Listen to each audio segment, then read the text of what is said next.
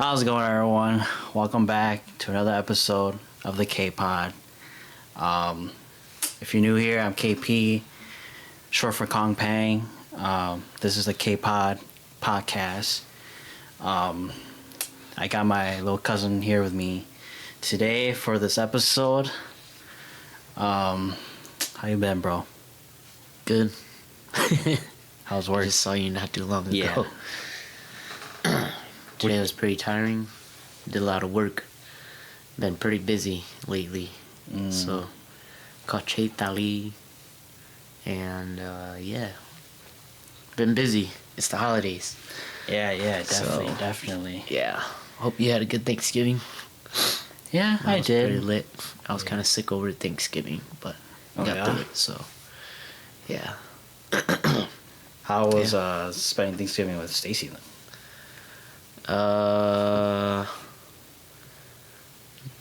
Damn, I got pretty lit. Oh, yeah? Yeah. Got pretty lit. Ate some pretty good food. Ate some pretty good mac and cheese. Turkey was a little on the dry side, but I don't really like turkey. yeah. Turkey tastes okay, but I guess it just really depends on who knows how to cook it Yeah. too. But the times I ate turkey, I didn't really like it. Yeah, turkey's okay. Yeah. It's overrated. Yeah. I'm there for the mashed potatoes. Yeah, mashed potatoes, mac and cheese, definitely. Yes, sir. Yeah, Yeah, pretty good for the most part, so. that's good. That's good. All right. Sorry, I'm kind of tired now. I'm trying not to be tired, but I guess we'll get right into tonight's topic. All right. Tonight's topic: shaman and shamanism. I know you've been waiting for this episode for a while now. Gotta let everything out now. Gotta expose myself. Yeah, but guess we'll get down to the first question. All right. Mostly these questions, I can answer some too if you want me to, but obviously some I can't relate, so Yeah. I can't really Let's go. answer them. We'll But just back most and of these forth. are just really meant for you, you know. Yeah, we'll just go back and forth. Yeah, but yeah. First question. Oh my, I'll take these off too. It's kind of glaring out a little bit. First question. Growing up, what was it like living and being surrounded by a shaman household? Damn, that's a tough question. So, Obviously, I can relate to this too. So, ceremonies every single weekend, almost every single weekend. yeah. It was nice. I know we talked about it in the previous episode that I was here, but we'd always have like the ceremonies happening at like either your house or my crib. But it was always nice because that was a time where they always like sheepball. They Yep. were like always shinjia, but then never really knew like what the ceremony was for, or like we didn't really care for it. Yeah. And at the time thì giờ bé này bé chị ổn nắng hơn, or like at the time bỏ đi giờ rồi thế. Yep. You know, so yeah, I mean like you grew up bowling, you see that, and it's like you chỉ nhớ cả xã thôi because it's become so normal. Yep. in the household, especially like you mới tuổi, you know, is out every weekend, or like you're always out and going to those ceremonies, like you become so numb to it. So you surrounded by the end of the day, you know, you see chickens getting slaughtered and pigs freaking being killed and all that stuff, you know, like all those noises and all those faces that you see become you become very familiar with. And you eat the same food and all that stuff, which is pretty good too. Yeah. So sometimes it makes you think like, or sometimes it makes you miss those kind of moments. Like nowadays, 去周末领 or like 去周末领 I wouldn't say 交错, but 去周末领 so it makes me kind of reminisce about those times. But Yeah. living in it and being surrounded by it, it was pretty cool. Cause yeah, there's a lot of things that played a factor in that to have us all gather and everything. Yeah. I don't know how to really word it, but yeah, it's pretty neat. Yeah. But growing up, yeah, it was always your dad or grandma and grandpa that always owning. So it wasn't like, I don't even know if it was like, grandma and grandpa owning donate or like you guys owning for grandma and grandpa. It was always like for somebody. Yeah. And it always bought name. So I mean, aside from you, like other people too, but Yeah. yeah, Yeah. man. Yeah. Take a shot. I am pretty tired. I woke My up. bad. No, it's all good. I woke up. I mean, I stayed up pretty late, and I woke up like around 11. But man, me living in a Hmong shaman household, like, yeah, every weekend, every weekend, my mom and my dad are always gone. They always go somewhere, and then it's either I go with them, and and I see a bunch of new faces, new kids, or I just stay home, which I mainly do that a lot. Yeah, it was always me, Koo, and New, just always home alone. And then, cause my parents, they won't come back until like late. Cause I mean, I don't know how ceremonies are now, but way back in the day, damn, like it took the whole day. It took the whole day, but yeah, I think just growing up, like for me, like my dad did it, like I was just like, every time they were gone for every weekend, I was always so used to it all the time, and then like yeah, and like you bought all you did show kind of like satsa, because it doesn't, like only they're doing it, it doesn't really involve with you. You just watch, you don't really understand what's going on, you just watch, but you see all the time, you just know what they're doing. But yeah, that's that's how it is. But Yeah, and I feel like I don't know. I swear it was like always every freaking ceremony that Bemo always bonito. oh Always bonito. But it was cool that it was like the ceremonies were like long too though. yeah, Because it was always like toàn do nhiều hoạt động like nhiều hoạt động cho and toàn do you do đọc hát mùng. So it's like, dang, like you don't want to leave because like you're in the middle of something. You're in the middle of fun, and then all of a sudden it's like, mua, chú mua đi, you play pitch, you đọc hát lo, and then you're like, alright, I gotta go. yeah, But yeah, growing up in a shaman household, yeah, it's not like a lot of people say like, oh man, like don't try. When I like, especially the younger generation, like show ball hand, like yeah. I guess for us too, baby show ball hand. Yeah, we But- didn't know. But like to the newer generation, like ball, like these gatherings and stuff. I feel like we took for granted, but at the same time, like we actually went to those, to go like have fun or like Yeah. go do something, Like you know, maybe but the like, when we went, like there was always kids around. So Yeah. we always go and just play. Yeah. And the only fun thing about it was that mainly, like I said, mainly those ceremonies, they take the whole day until nighttime, and that's what's only fun because we get to like pretty much play the whole day. Yeah. And then obviously then we eat.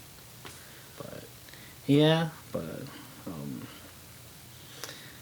Hell yeah. yeah. I can't think of anything right now. But yeah. I guess we'll go to the second question. Dang, you need a chip, bro. Second question. being a child, what was it? What was your view or your imagination on shamanism? Do you know what I mean by that? Like go more in depth on that. Like Kind of what I like, thought about it. yeah, like what you think about it, like what you think the shamans do, or like what do you think they saw? Technically, like, like basically what I'm trying to say is I don't want to hear from your perspective now. I want to hear from your perspective when you were a little kid. Like for me, right? Like I used to kind of think, kind of like Mr. Vampire. Oh yeah. Where like, you know, they fucking do moves. They're Chinese. They do moves and tricks. Yeah. They throw shit everywhere. And they throw talismans everywhere. They burn talismans and all that kind of stuff. Like, I used to kind of think that, too. And then, like, my view of, like, what they saw underneath the cloth, I thought they would, like, go into this other world. And they would, like, you know, like, they take out their sword. They fucking, like, shoot beams and shit. Like... That was a big influence, though. Yeah. Yeah, to go off from that, yeah, that was a big influence. Back then, nó có Mr. Vampire. Chinese, cho nên mong đợi Mr. Vampire tới đi. It was very popular back then too. So like, oh, it's like and then you start to like, name like tàu đá and all that stuff. Like, you always saw it in the spiritual world, like, le phiến ta like, đò đá xin rủi ro or like xin tỏ. Yeah. But as a kid at the time, yeah, I didn't. I always thought it was like one of the coolest things ever, because I actually thought like, oh, you know, you do shaman, like you have these special abilities and special powers. Yeah. Aside from like the Chinese Mr. Vampire movies, like I always used to watch, like Noon Pride or like Don't Die and all that stuff. Those actual monk movies where like they have like really corny, magic, powerful edits, but then like energy beams. Yeah. But like, you know, that's what made me like think of that. I'm like, dang, dude, like dang, I want to be like, I would think like, oh, dang, like they're able to do stuff. Yeah, like project this. all that stuff. So like, that's what I thought as a kid. Yeah, that's what I thought too. Like, dang, dude, hype there. Like, that's what it's kind of like. That's what drew me closer into just Onang in general. Mm-hmm. But other than that, I mean, I don't know. If I was a lot younger, I could probably say a lot more. But yeah, I think I don't know. As a kid, I just really what's the word I'm trying to look for? Like I really fantasized over it. I was like, oh dang, like they could do this, like it's so freaking cool. And like, what if they are new ply and the other or something? Yeah, like, basically, no. yeah, basically it's kind of like you fantasize that, like, you know, like damn, like they're technically the hero. You know, they're the superhero. They're the main character. Yeah, they're the superhero. They have these abilities. You know, like here tank, một đôi sự cho là tiểu lấy dây kiếm đủ. So it's like, dang, I want to be able to do that too. You know. Yeah. I'm like, dang, I want to see what they see. Yeah. It's like, well, I'm not gonna talk about it now. But it's like, you know, it's like, dang. You bottle you saw yeah. And like, it's funny because you know your little time. They're like, oh yeah, they nhiều có gì trailer đúng nhiều ô xíu, and they give you a whole too. Yeah. So it's like, dang, I'm gonna be just like them. Yeah, I remember hearing that too. Yeah. Or like touching the tools, like it makes you feel like freaking powerful as hell. You know, like you feel some type of way. Yeah. You know, like. You're like, oh man, like I feel the energy. Like kind of like you're like, man, like I touch these and like I feel something. Yeah. Just can't explain it. Yeah. But then, like, you know, you just feel something. Yeah. Yeah. It's a good feeling though. Yeah. Yeah. Yeah. Like I said, it just feels like it's kind of like a little kid put on a cape, you know, like if Superman. If Superman, yeah. If like Superman wears a cape, you know. The cape itself does not give him the power. It's just him that has it. Right. But then when you put on the cape, you feel, you know, like a little kid fantasize put on a cape. They feel like feel like Superman. They feel like they can fly. They feel like they can do all this stuff. They feel a sense of that power. Yep. Yeah. Yeah. Yeah. So, yeah, that was kind of my view. Like, what I thought shaman was like back then, as a little kid. I'm sure there was like a lot more, like I said, but just to briefly bring it up. Yeah. Có lo. I am. But Mong thiên đá. we'll talk about We'll that. talk about that another time. Another time. The third question: what do you think triggered? Okay, this is the. Now this is more like into. Oh, me. Your situation, right? I mean, I can answer some of this too, but yeah. This is more aiming towards you now, right? Third question: like, what do you think triggered the situation that made you become chosen? 学姐我过着。Dang, I think one thing that really. So, I had a conversation with a cousin of mine, a couple weeks back. A couple weeks back. And he actually brought up like a pretty good point. He just became a doctor as of recent.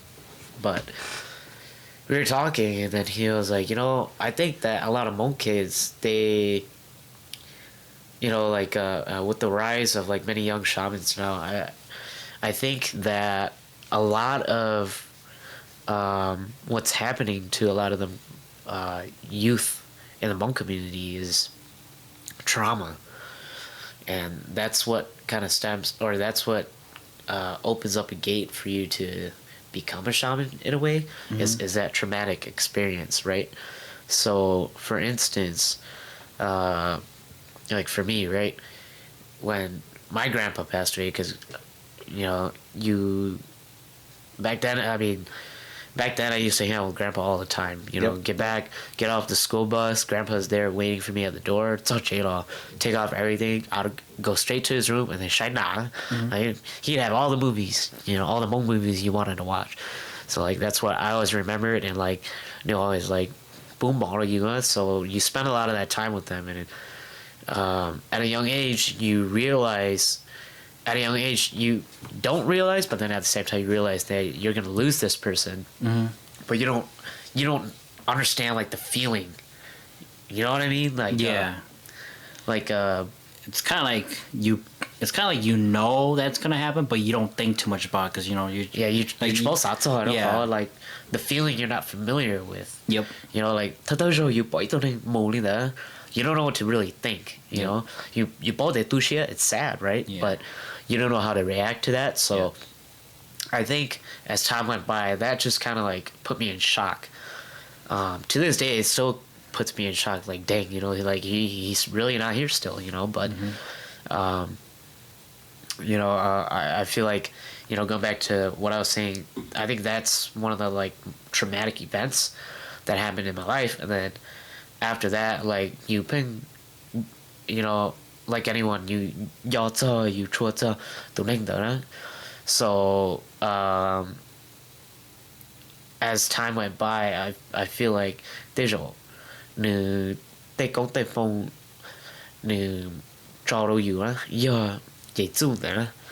so I feel like that's what kind of triggered it in a sense.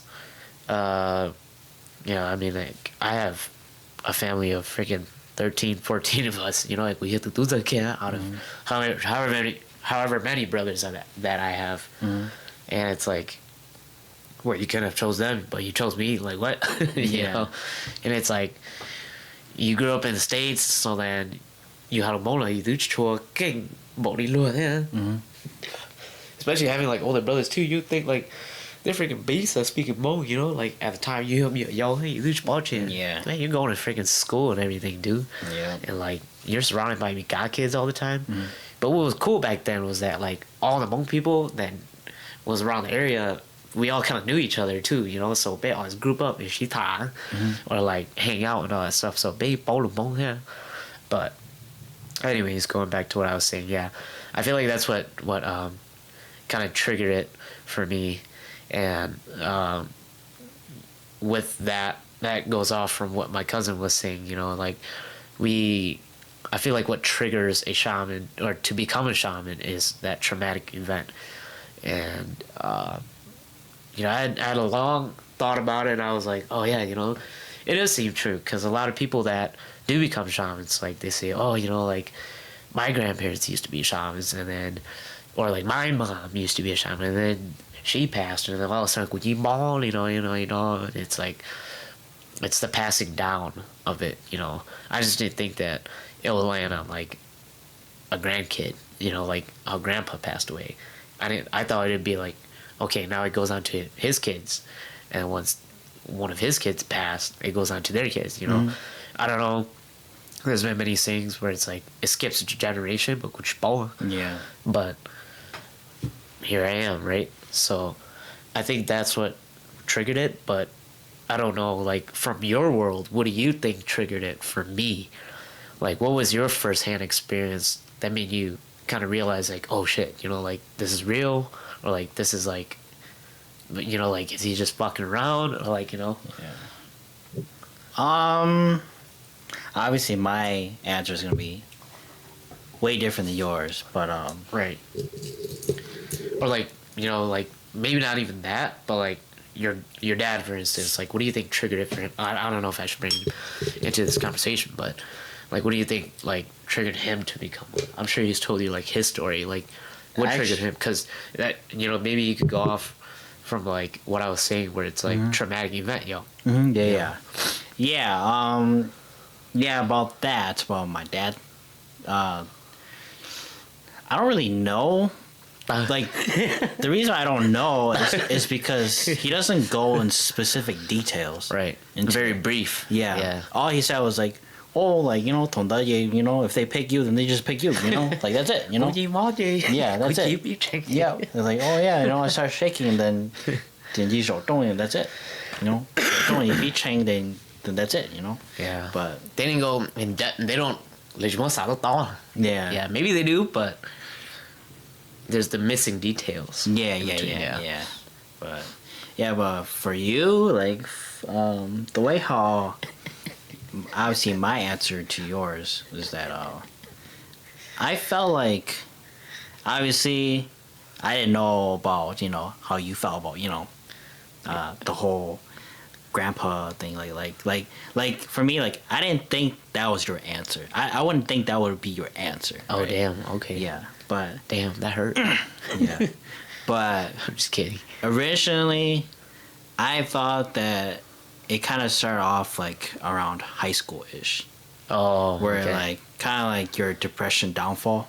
Yeah. I felt like that's what kind of yeah. like triggered you. Not, I mean, like I don't know, like maybe you've been chosen a long time ago, but I'm saying like Right. it's kind of like your foot was out the door when you were a little kid, right? Yeah. But then like I didn't walk out. Yeah, but then when high school came out, that's when the door just opened wide, and then and then you know that's when everything started happening, you know. Magie. Yeah, but I felt like depression like played a big role too for you, and same thing for me too, you know.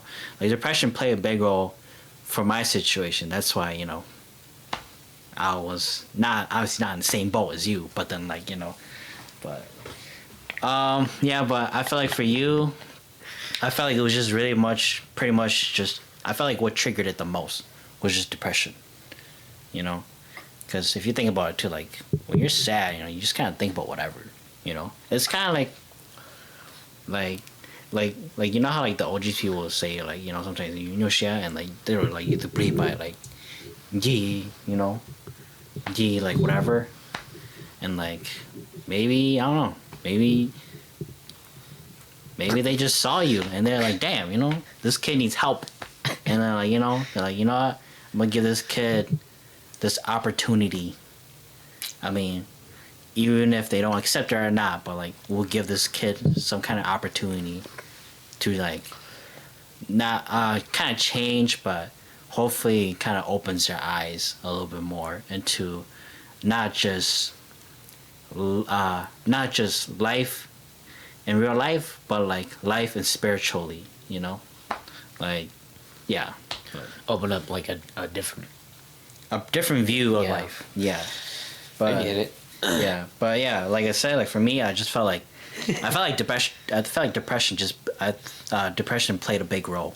Yeah. Like that's probably what triggered it the most.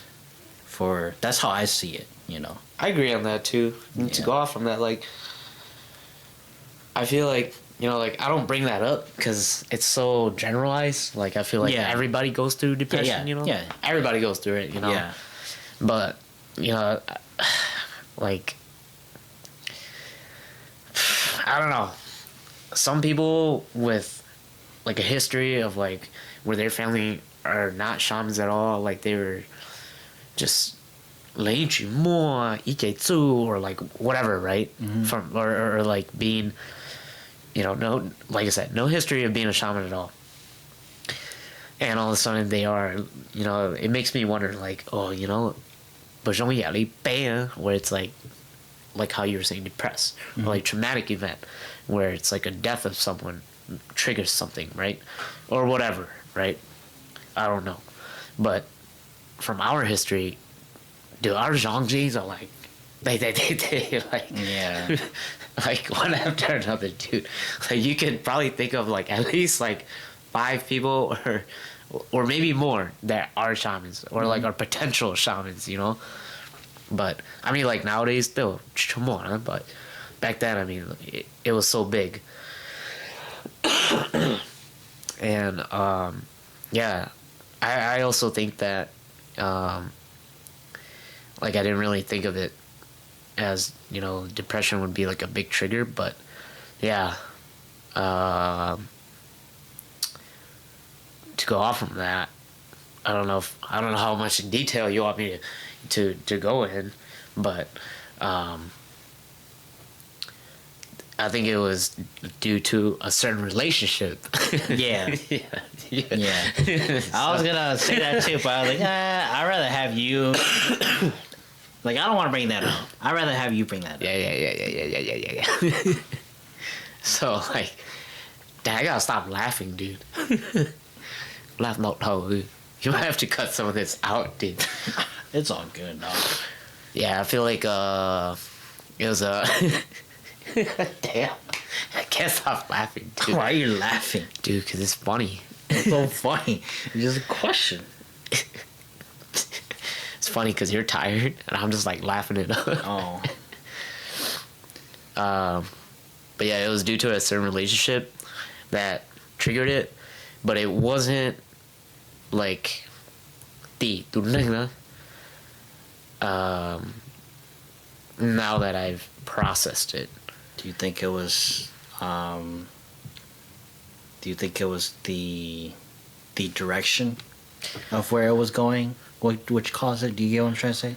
I get what you're trying to say. Like obviously, like, it's not the person that did it to you. It's more like what you went through.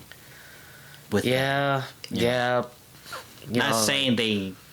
Yeah, and I don't want to say like they did something bad, but then like No, just yeah, saying, yeah. like just like just like for instance, like a breakup. Right. Damn. Yeah. Come on, so strong. Yeah, I think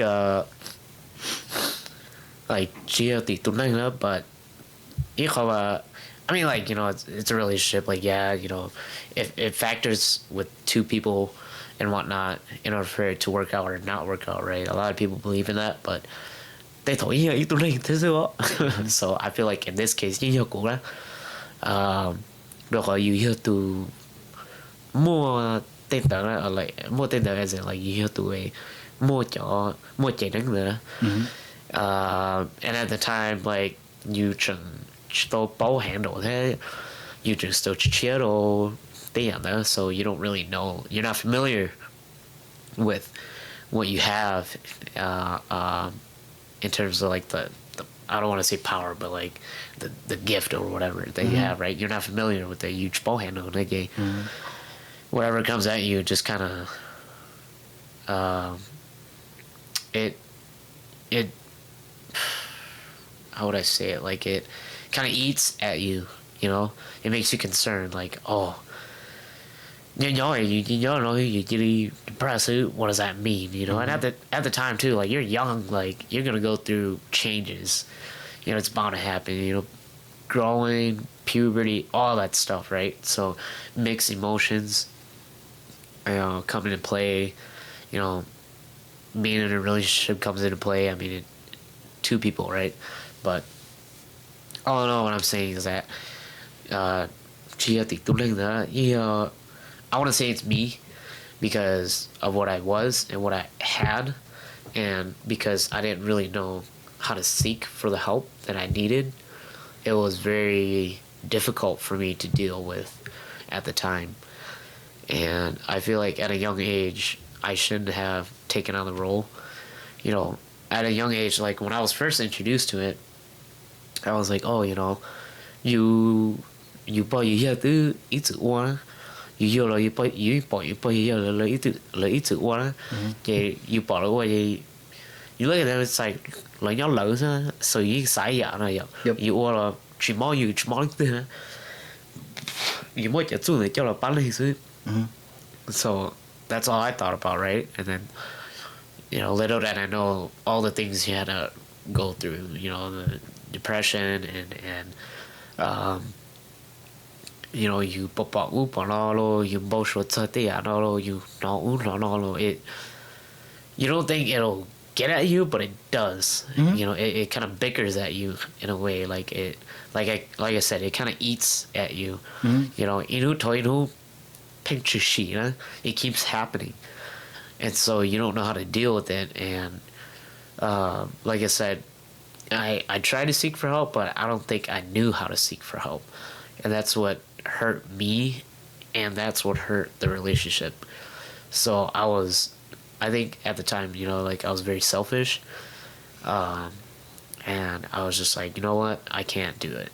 So called it quits, and yeah, it was probably the most heartfelt moment I've ever felt.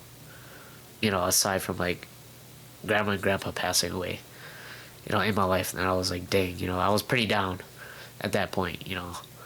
So I was like, dang, I don't really know what to do. And I was like that for a while. And then, I don't know, I just kind of dealt with it throughout the years, you know.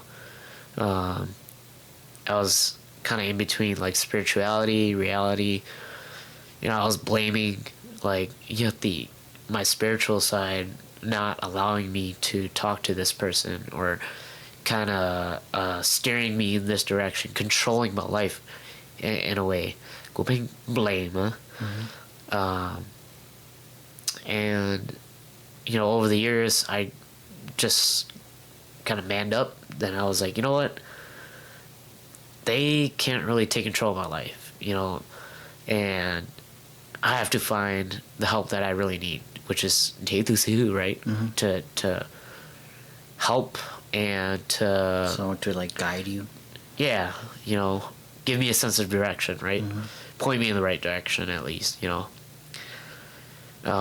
But it's difficult to find, especially when you do Chipochi, especially when you're so new to this, and there's so much Hmong people, you know. Who do you know that is a shaman? Yep. You know, you post up you post up on Facebook, Instagram, whatever, right? Everybody's a shaman, you know. Yep. Oh, I know this person's a shaman. Yeah, I've gone to them. Yada, yada, yada, yada, you know. But how do you know? You don't know. And even if you were to go to them, like, how do you trust them? Yep. So you're just kind of, you're just freaking sticking your thumb out and just hoping for the best, right? Yeah. But but yeah, that's kind of where I was at for a while. And then, we're still on this one, right? We're still on the third one. Yeah. Oh, okay. I don't want to go too far. Wait. Are we still on the third one? Yeah. No. We're on the fifth. Well, I think you skipped the fourth. Yeah, you skipped the fourth. I think we're still on the third. Oh, okay. Okay. Yeah. Yeah. You're right. So I don't want to go too far in that, but I'm going to in a way, so it all kind of connects. But yeah, I was in that little cycle for a little bit, and then I mean, we could just go straight to number 4. yeah, Technically, we're you know. Oh yeah, okay. But hold on, before you keep going, number 4 question: what were your shaman sickness morning symptoms in the beginning? So that is technically where you're at right now. You know? Yeah. That's technically what you're talking about right now. Yep. Too. Yeah. So I was in that little depression cycle for a little bit, and I remember there were a lot of nights where you're gonna be vulnerable on here, but there were a lot of nights. Hold on. What? I guess this kind of goes with the 5th question too, which is Struggles. what were the struggles in the beginning of in the process knowing you were chosen? Yeah, they all connect. Basically they all connect. 4, 5. Just let me go. Just let me tell my story. 3, 4, and 5 just connects, right? Yeah. So, dang, where was I? Oh yeah, okay. So I'm gonna be a little vulnerable here. There was a lot of nights where, you know, I was very young. And there was a lot of nights where I was like, dang, you know, I can't figure this out. There were a lot of nights where I would just cry and cry and cry. I'm like, dang, you know, I can't figure this out, and I don't want to be this anymore. It's very hard. And yeah, I just couldn't find answers to like why me? Why am I going through all this?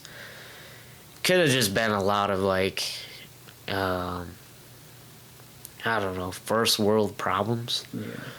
But I don't know, who knows? Like we're past that, but I was going through a different phase as well, you know, like a spiritual phase where I was experiencing a lot of stuff and I didn't know what it meant, and I just kept feeling like something was up my ass, freaking bothering me all the time. I couldn't figure it out, so I was just emo, so to speak. I couldn't do anything, and then yeah, so going into the struggles and the shaman sickness question, there was one particular night where I dreamt that, I'm just gonna briefly touch on this dream here, but I dreamt that I was in like a very green, very bright, colorful Hmong village, and I came upon this warehouse, and I walked through the door, and on my left there was like a table with a bunch of, you know, tools and swords and weapons, right? So in my head I was like, oh, I'm gonna steal all this, and then as soon as I want to go grab it, there's this shaman lady that grabbed my hand, and she was very bony, very skinny. She was in all Hmong clothes, and then she had a red veil over her head, and she said to me in Hmong, she was like, "Tu, có gì cho tôi know?" And I was like, why? What are you gonna do? And then she was like, follow me. So she walked across the warehouse. Mind you, the warehouse was all empty. There was like a random truck in the middle of the warehouse. She walked around it and went to the other side and walked through the gate.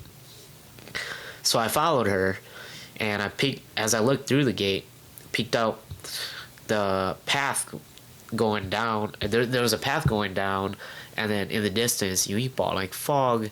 You bought like valleys, mountains, and all that stuff.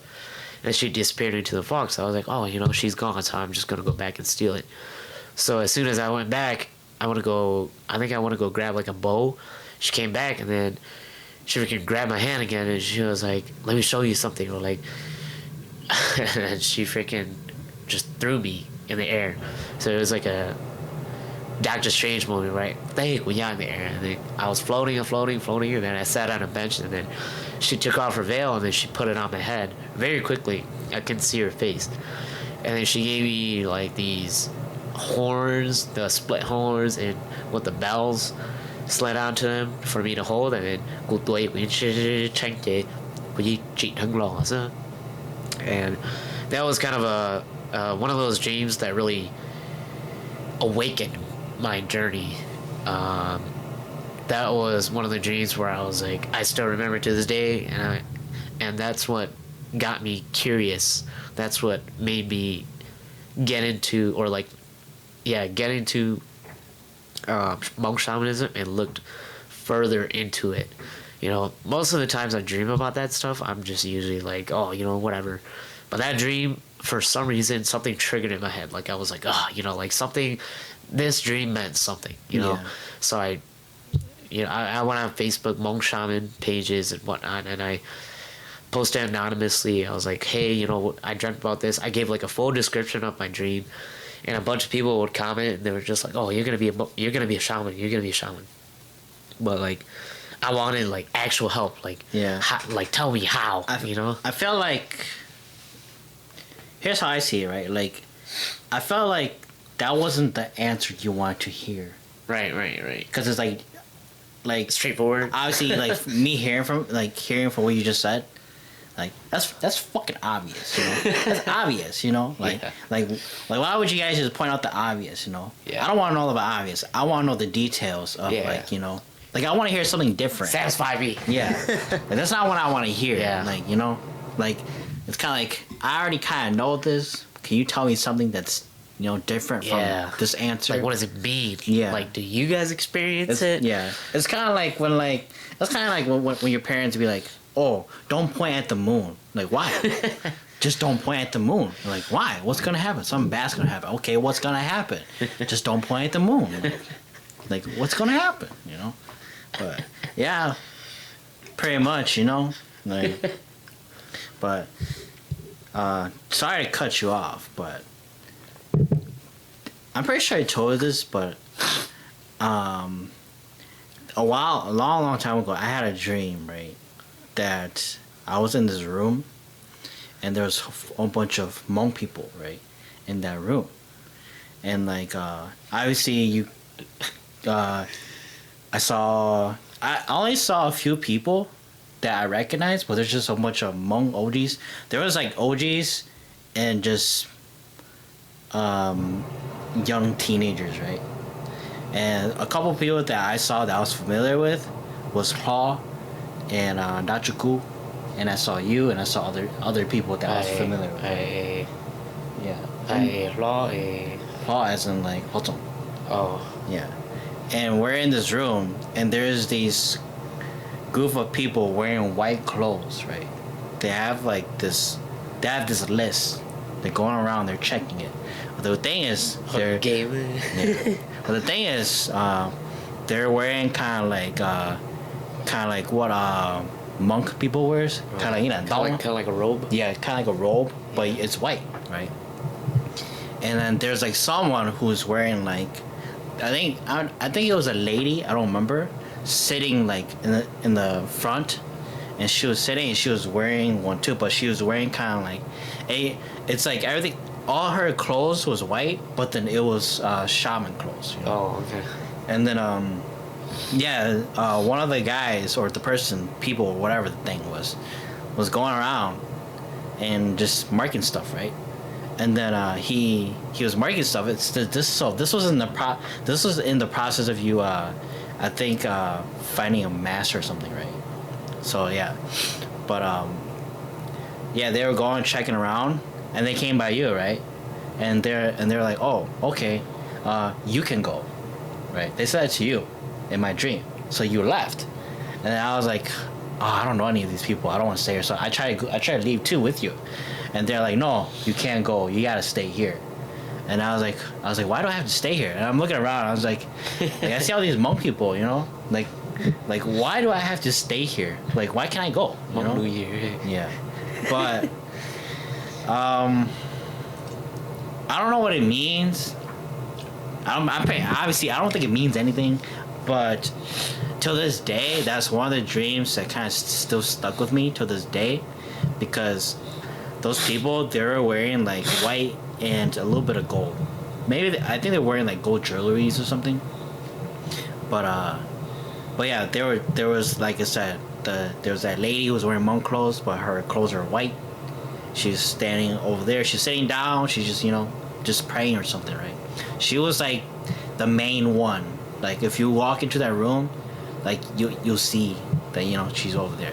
And like I said, there's these monks walking around. They're bald too, but they have these white robes. They're going around. They're checking off some people, and then the thing is too, like some people in my dream, like when they're checking off, some people did walk up and leave.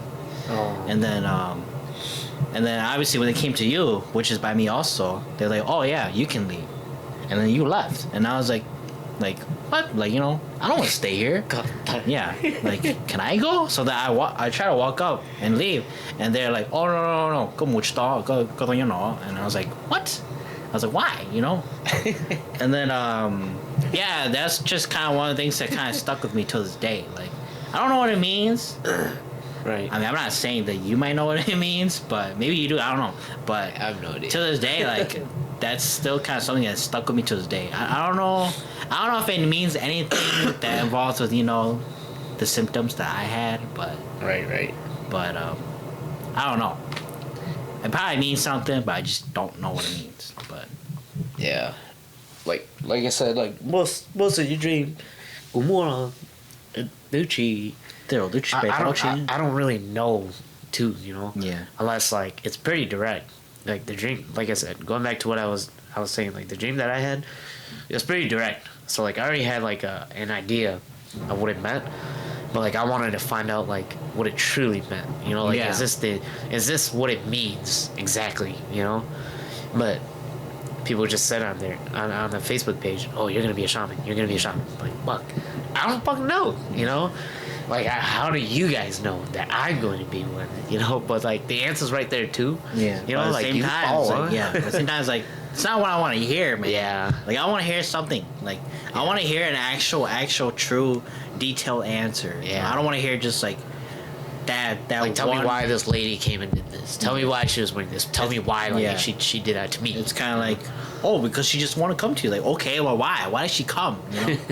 She chose you. Yeah. So Well, it's like- why? Why me? I didn't want. Why me? You know what I mean?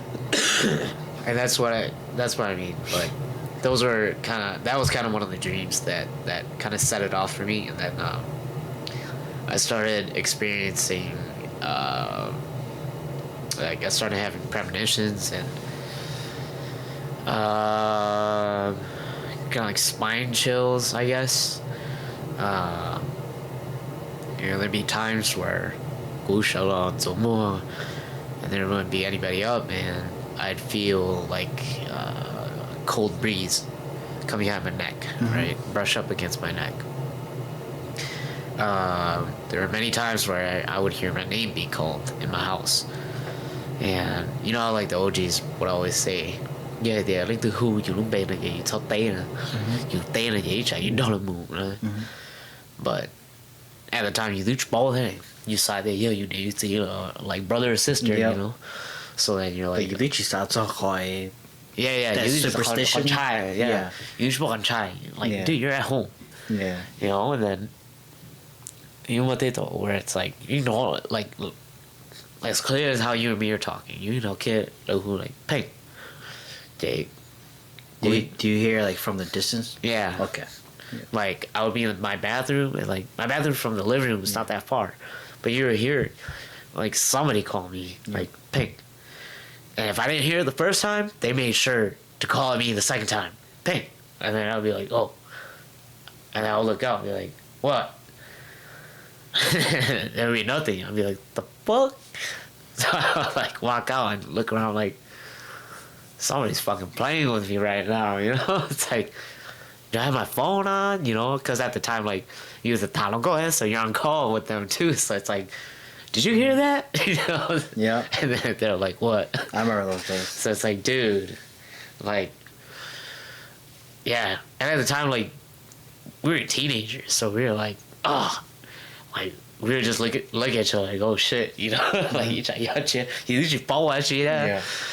And so I was like, fuck it, whatever. But at the time you try hill, Yeah. at the time you try it, you chạy lên, and they out there. Like I said, man, if I didn't hear it once, they made whatever it was, made sure I heard it twice, because I would always respond. It was like, Pheng, Pheng, and then I'd be like, huh, what? And I would look around and like, oh, this much shot. And that went on for like the longest time. I would get cold chills down my neck, my name being called. I don't know. I would see like shadows walk close to me and then walk away, and like Or you this see from isn't the like corner of your eye. yeah, it's like not directly, but like you walk in off the corner of your eye, And when off the corner of my eye, like I don't mean like you see like the body. Like sometimes I see the body, but like I would see like a third movement, like pace, and then walk by. I'm like, yeah. oh. I've never seen that before. Yeah, cool. I just see something kind of like dun yeah, kind of like a body shadow, just kind of like move. Yeah. And then just look. Yeah. I'm like, what the fuck is Like, that? sometimes they would stand there, or like sometimes like it'd be like they just move their head, or like they just like go like that with their body, Yep. But like me, like I would see like it go like that and walk across. I'm like, oh, this shit you chỉ bỏ kia like lúc chạy you chỉ bỏ kia sáng cái tơ, but then you bỏ kia like từ đốn rong move the shadow, right? So I'm like, damn. Like I be washing my face, brush my teeth, and it's like you bỏ kia đấy, so it's like, oh. Or you go out there and be like, hey, did you guys walk? Did you guys just walk past me? Yep. And my brothers and sisters, no, we were over here the whole time. It's like, dude, really? So I was pretty freaked out for a few years, and that went on for a while. So I thought my house was haunted for the longest time, and I felt like it was only happening to me, cause motherfucker, it was happening to me. So, there were times where like I sat my brothers or like my siblings down, and I'm like, dude, do you guys like feel this? Do you guys like sense this sometimes? Do you guys feel like some kind of presence? Yeah. And some, like, at the time when I was going through a lot of that stuff, they were like, yeah. So there's this one time, before I found my master, my senior, this was like back in like 2016, 2018. It was, this is when I had my altar in my room. Okay. My small ass altar, yeah. My brother, both my brothers, they went to the YMCA, right? And then, they were talking about me, and then they were on their way back, and they were talking about me in the car. And this was when I was already out in the dining room, and I sleep in the room that I sleep now. They were talking about me, and they pull up to the driveway, and then my brother Tommy was like, dude, there's Pheng right now. And then my brother Nia looks over, and they both see somebody like, they both see like somebody's head sticking out the window, not out the window, but like somebody like peeking up from the window, and then like the curtain push, and then they go, kidda. And I was like, they both saw that. Yeah, they both saw that. Okay. Damn. So that they walked in, and they're like, oh shit, Pheng here, and they both walked in. Literally, like I would say like 20 seconds after they walk in, and like they see me eating, and like I was in the corner, and there was like chairs blocking me in, so like I couldn't have ran that fast and freaking sat down and finished like half a bowl of my food, So they walked in, they looked at me kind of weird, they're like, "Hey, weren't you in the room?" I was like, "No, I'm not out here eating." And they both looked at each other, and then they were like, "Oh shit, what the fuck was that?" They were telling me that. I was like, "Oh, dang, yeah, I don't know." And then that night, so I was like, shit, we just have food home. So I remember that night, I was like, okay, so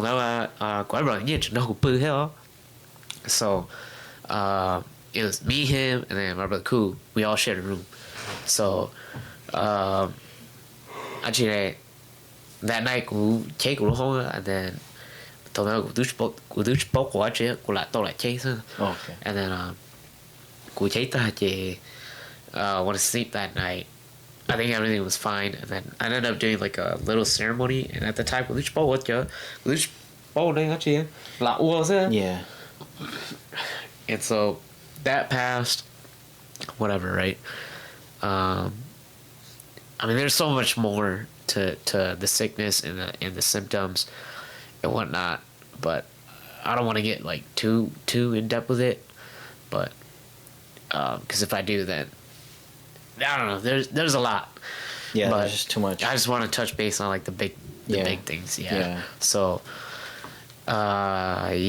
moving though, and actually, let's see, struggles. One thing that I struggle the most with at the time was, like I said, trying to find the help that I needed and trying to find a voice. You know, you hear the out of like 14, 13 siblings. It's very hard to communicate. But I feel like at the time when Toku Moki Lena, Toku Poe Kuyo Loe Tutsiling, I feel like my siblings kind of turned on like a switch in their brain. Like they looked at me kind of differently, not in a bad way, but then they were like, all right, you know, like they started talking to me a little differently, started treating me more mature. Like, hey, are you okay? Do you need help? And I thank them a lot for that because they were there, but then they didn't know how to really support me in that way. It was very new to them. Yep. And so communicating, talking to them was very hard. I could only tell them how I feel, but I can't show them like how I really feel, the things that I was going through. So, you know, they tried their best to be there for me, but it was just very difficult for me to put it in words and actually explain to them or show them what was really going on. And to go back to the symptoms and all that stuff, you know, in the beginning, how I was like very vulnerable with what I was saying, you know, there's many times where like I would just randomly cry out of nowhere, and I was just like, I was just like, I'm having a good time, and all of a sudden it's like, I'm like, dude, why am I crying? And I think, so it's like, oh dang, you know, I gotta get this to stop. But I remember I was so fed up with everything that I was going through. I think this was like my junior year in high school. I was so fed up with everything, and I thought so much about it. And I remember I was in my brother's room. I was in my brother's room alone. I was playing games, and I was like, I just kept thinking, and I was like, damn. I started crying, and I got louder and louder. And I was like, man, I was like, fuck this, dude. Fuck all you shamans. Fuck this, fuck that. I was like cursing out the world. I was like, man, I can't. Like, I don't want to be this anymore. Whatever it is that came at me, fuck them and fuck it, you know? I was going off. I was like, man, I can't do this. So I was cursing. I walked out of the room. I walked into the living room, and I saw my brother, and my brother was with his ex at the time. And then my brother just looked at me. They're watching a movie, and then they just looked at me. He was like, what's wrong? I was like, damn, you know, you don't gotta say it like that. You know? Like when you're about to cry, and then somebody's like, what's wrong? And then you just break it. Mm-hmm. So like, yeah, he was like, what's wrong with that? Hey, I just broke down. I was like, dude, I can't fucking do this anymore. And he didn't really know how to like go about it too. Like it was very hard for him to even wrap his head around. Yep. You know, and at the same time, it doesn't help with me because I didn't know how to really cope with it. So I was like, dude, like I don't know what to fucking do anymore because it was so hard to find any help. Like I was experiencing this every day. Like it's really bothersome. It's eating me away, and I wasn't myself. You know, I could feel it. You know, I don't know. It was a big. I just felt this big change in me. I can't really put it in words. I can't explain it, but I was so. I was so upset. I was so depressed. I was so upset with myself. I was just drained. I was tired. I couldn't do it. So I think after letting that out, a couple of weeks after, and then I was just like, all right, dude, I gotta get myself straight. Like, nobody else is gonna be here to help me. I have to do it. Yep. You know, there's people that I reached out to. I'm not gonna say who it is, but there's people that I reached out to, and I've tried my best to get help from them, but it just kind of seemed like they just kind of neglected me, and to this day, it still rubs off on me in a very wrong way.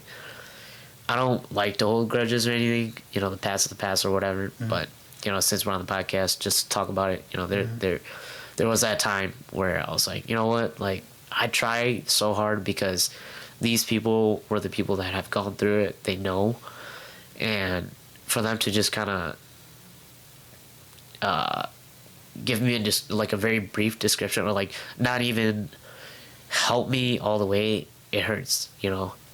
Especially it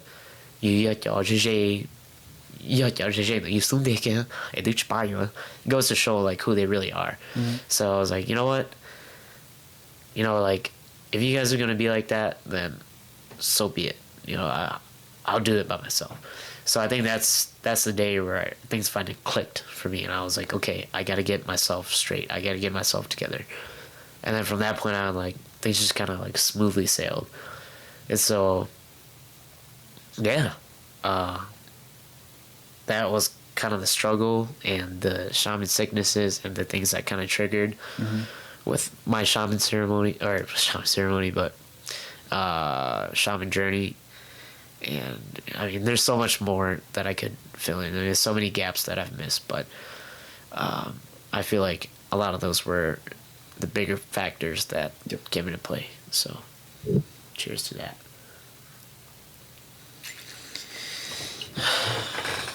I guess we'll go to the next question. You don't mind if I eat chips? No, go ahead. I don't care. Hold up. I'm good. Next question. All right. Which I guess perfectly sets into, you know, after, you know, the whole struggle and everything. Now that you have a master, compared to when you didn't have one, how do you feel now? Obviously, you probably felt like shit when you didn't have one, but when you had one, which, you know, when you had one, you feel more. You feel like your life is more organized, you know. Because I bet you, when you didn't have one, you felt like it was all over the place, you know. Because you question too much. You question, you have no answers figured out. But then when you have someone who's gone through all these stuff, and I guess, I mean, I don't know him like that, but I guess is able to explain it from step 1 to step 10, and you're able to, you know how to understand it. Have better guidance. Have better guidance, better answers. And then, like, you know, you're able to take those and, like, you know, apply it to you, and then know how to, like, you know, walk your own path a little bit. Yeah. So I don't call myself like a master or anything. I'm just still like a practicing shaman, you know. Yeah. I feel like the name Master Early Sihu goes a long way, because you're always going to be learning, and you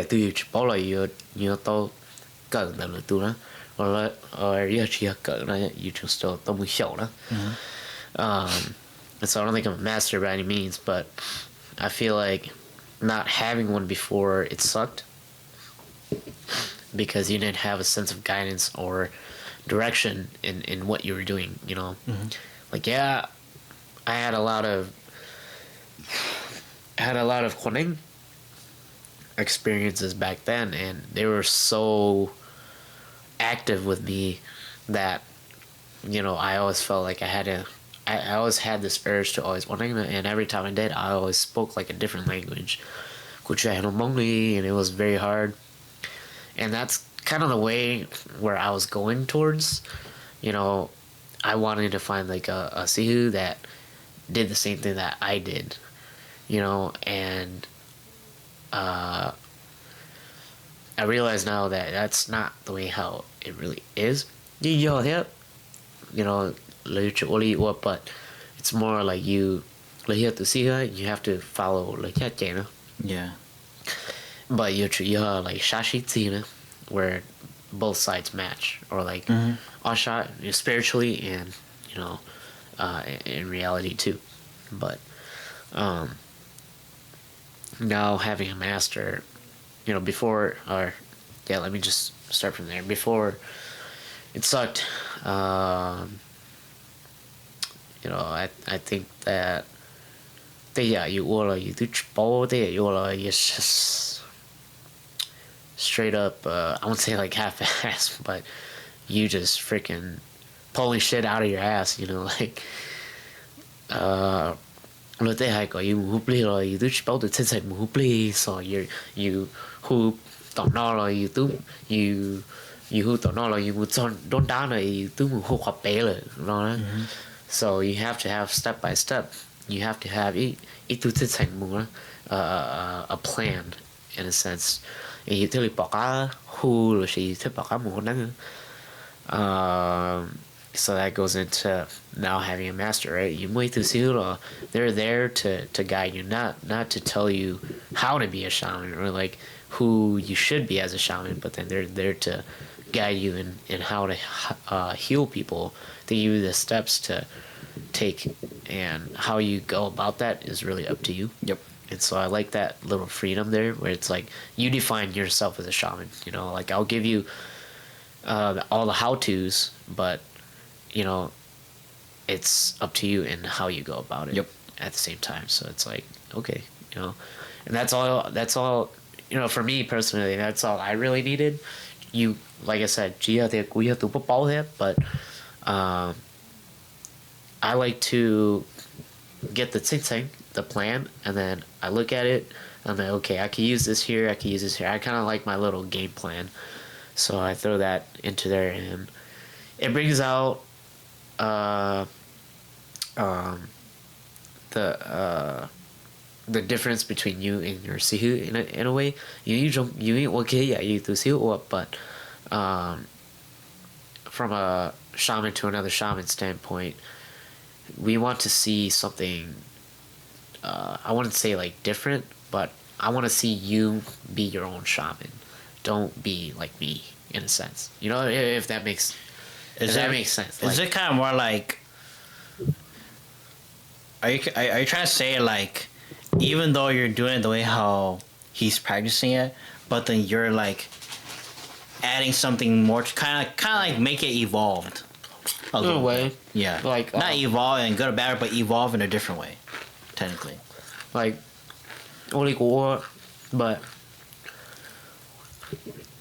do it in a way where like, to its full potential. Yep. You know what I mean? Like, I'm telling you all this, but be yourself. Be your own shaman, you know?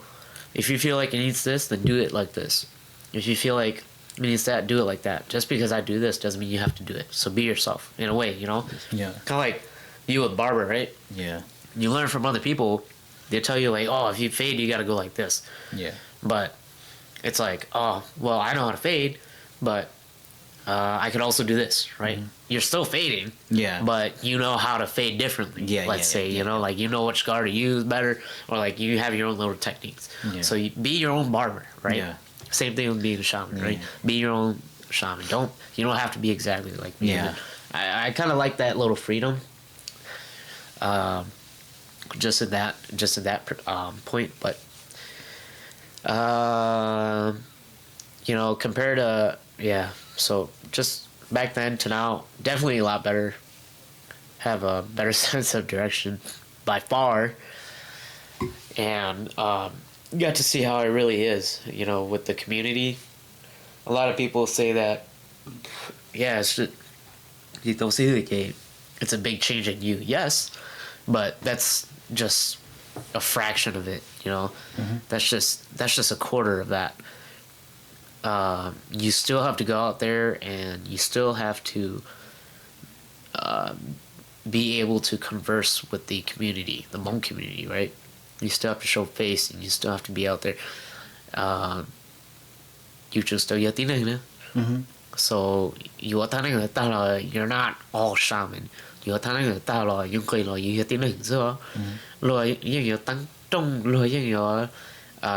ô châu đâu you ô nó you know you tê ô tê nó you chỉ tao bảo tê you chỉ tao bảo thả thế nào. So you're still very human at the end of the day, and so you're not just you are a full-fledged shaman, but then you're not shaman all the way. Oh, you okay? Then you buy it, you know. So having a master is one thing, but you know you also have to learn how to mua chữ gì thế, and bảo thản cho nên sanh độ thế. So then you know you are well versed in a lot of different aspects of that. So, yeah, if that makes any sense. I don't know what I'm trying to say, but yeah. Yeah. I'm just listening, you know, because I got nothing to say to that, but I'm just listening. But guess we can go with the next question. Seventh question, all right. All right. What is the biggest tip, item you have, or verse that you learned that helped you with your everyday life? Do you know what I mean by this? I do not. Okay. So, I feel like that goes in with like that. You know what I mean? Kinda, Yeah. but what I mean by that is that like, so like, what did you learn from that like for instance, right? Let's say that like cái tụi này có phải cái tụi này thổ có bự có phải mà trộn đó lên, and then like let's say that you learn this spell, Oh, right? yeah. And then like since this spell works a lot, just not just from sleep paralysis, but also works on other stuff, like like what is something that you learn or a tool or something that you have on you that you're able to use on your everyday life when something is yeah. There's a lot of cool shit that I learned along the way. Yeah. But what is that one cool thing, I guess, that was like, just that one cool thing, I guess. So I don't think I'm allowed to say this, but I'm gonna say it anyways. I mean, if you don't want to say it, it's fine. I don't care. Well, that's great. So, no, not that. It's tasting hella good. But I think one cool thing that a lot of shamans have is nắm một từ chỉ sinh. What's that? It's kind of like a mark. Mark? It's a mark that you make. And it's kind of like a little protection. So you know how like your dad has an X? Yeah. That's like he said. Yeah. So whatever that means, it's like some sort of protection. Like some sort of sign? Yeah. Kind of like cho nên tự thà đá rồi lại cò nó vậy đây là món lo. So it's kind of like a protection talisman. In a way, yeah. Yeah. Like your dad has an X on his shirt. Yeah. I feel like that's like he said. Or just kind of like a symbol, Yep. Kind of like a symbol, like Kind of symbol. like if someone sees us from a distance, like oh shit, that fuck guy's with him. coming, or like, yeah, kind of like that, King signs. Yeah, like obviously if you see like a Superman sign, like, oh fuck, Superman's coming, Yeah. Yeah, I guess. but yeah, Yeah. So like, yeah, I guess you put it like that. Yeah. Yeah. fuck. Do you have one? Yeah. Well, actually, yeah, we have one. I'm not gonna go in depth like what it is, but yeah, it's pretty cool. Oh, yours is the exact same thing as your master? Yeah. Oh, Yeah. oh, so People have like there's like different signs that people use. oh, so you have to go off with what your master has. Yep. Oh, You can. I just thought it's more like you kind of create. No, you Not don't really create your own, but then like I mean, the X is like pretty universal. I still have yet to like figure out like what does it really mean. I could always ask your dad too, but he's right on the other side of that room. bring him into the podcast. I'm good on that. Your dad will break all the rules. Yeah. Damn. But yeah. So like I feel like that's pretty cool.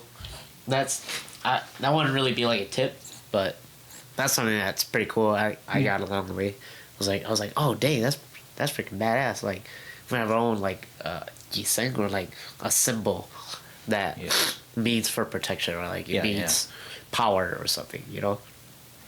Now when I say power, it doesn't mean like you xie chao or like you Yeah. geng chao or like you zai chao le du. But power as in like to protect from bad energy, you know. Yeah. Power against evil shit, right? So I guess that kind of goes off with the next question too, which is, what is something cool or interesting that you learned so far? Yeah. aside from that, I think I learned some pretty cool spells. And one thing I learned is that you could bring certain objects to life and they could do things for you. Certain objects. Yeah. Like if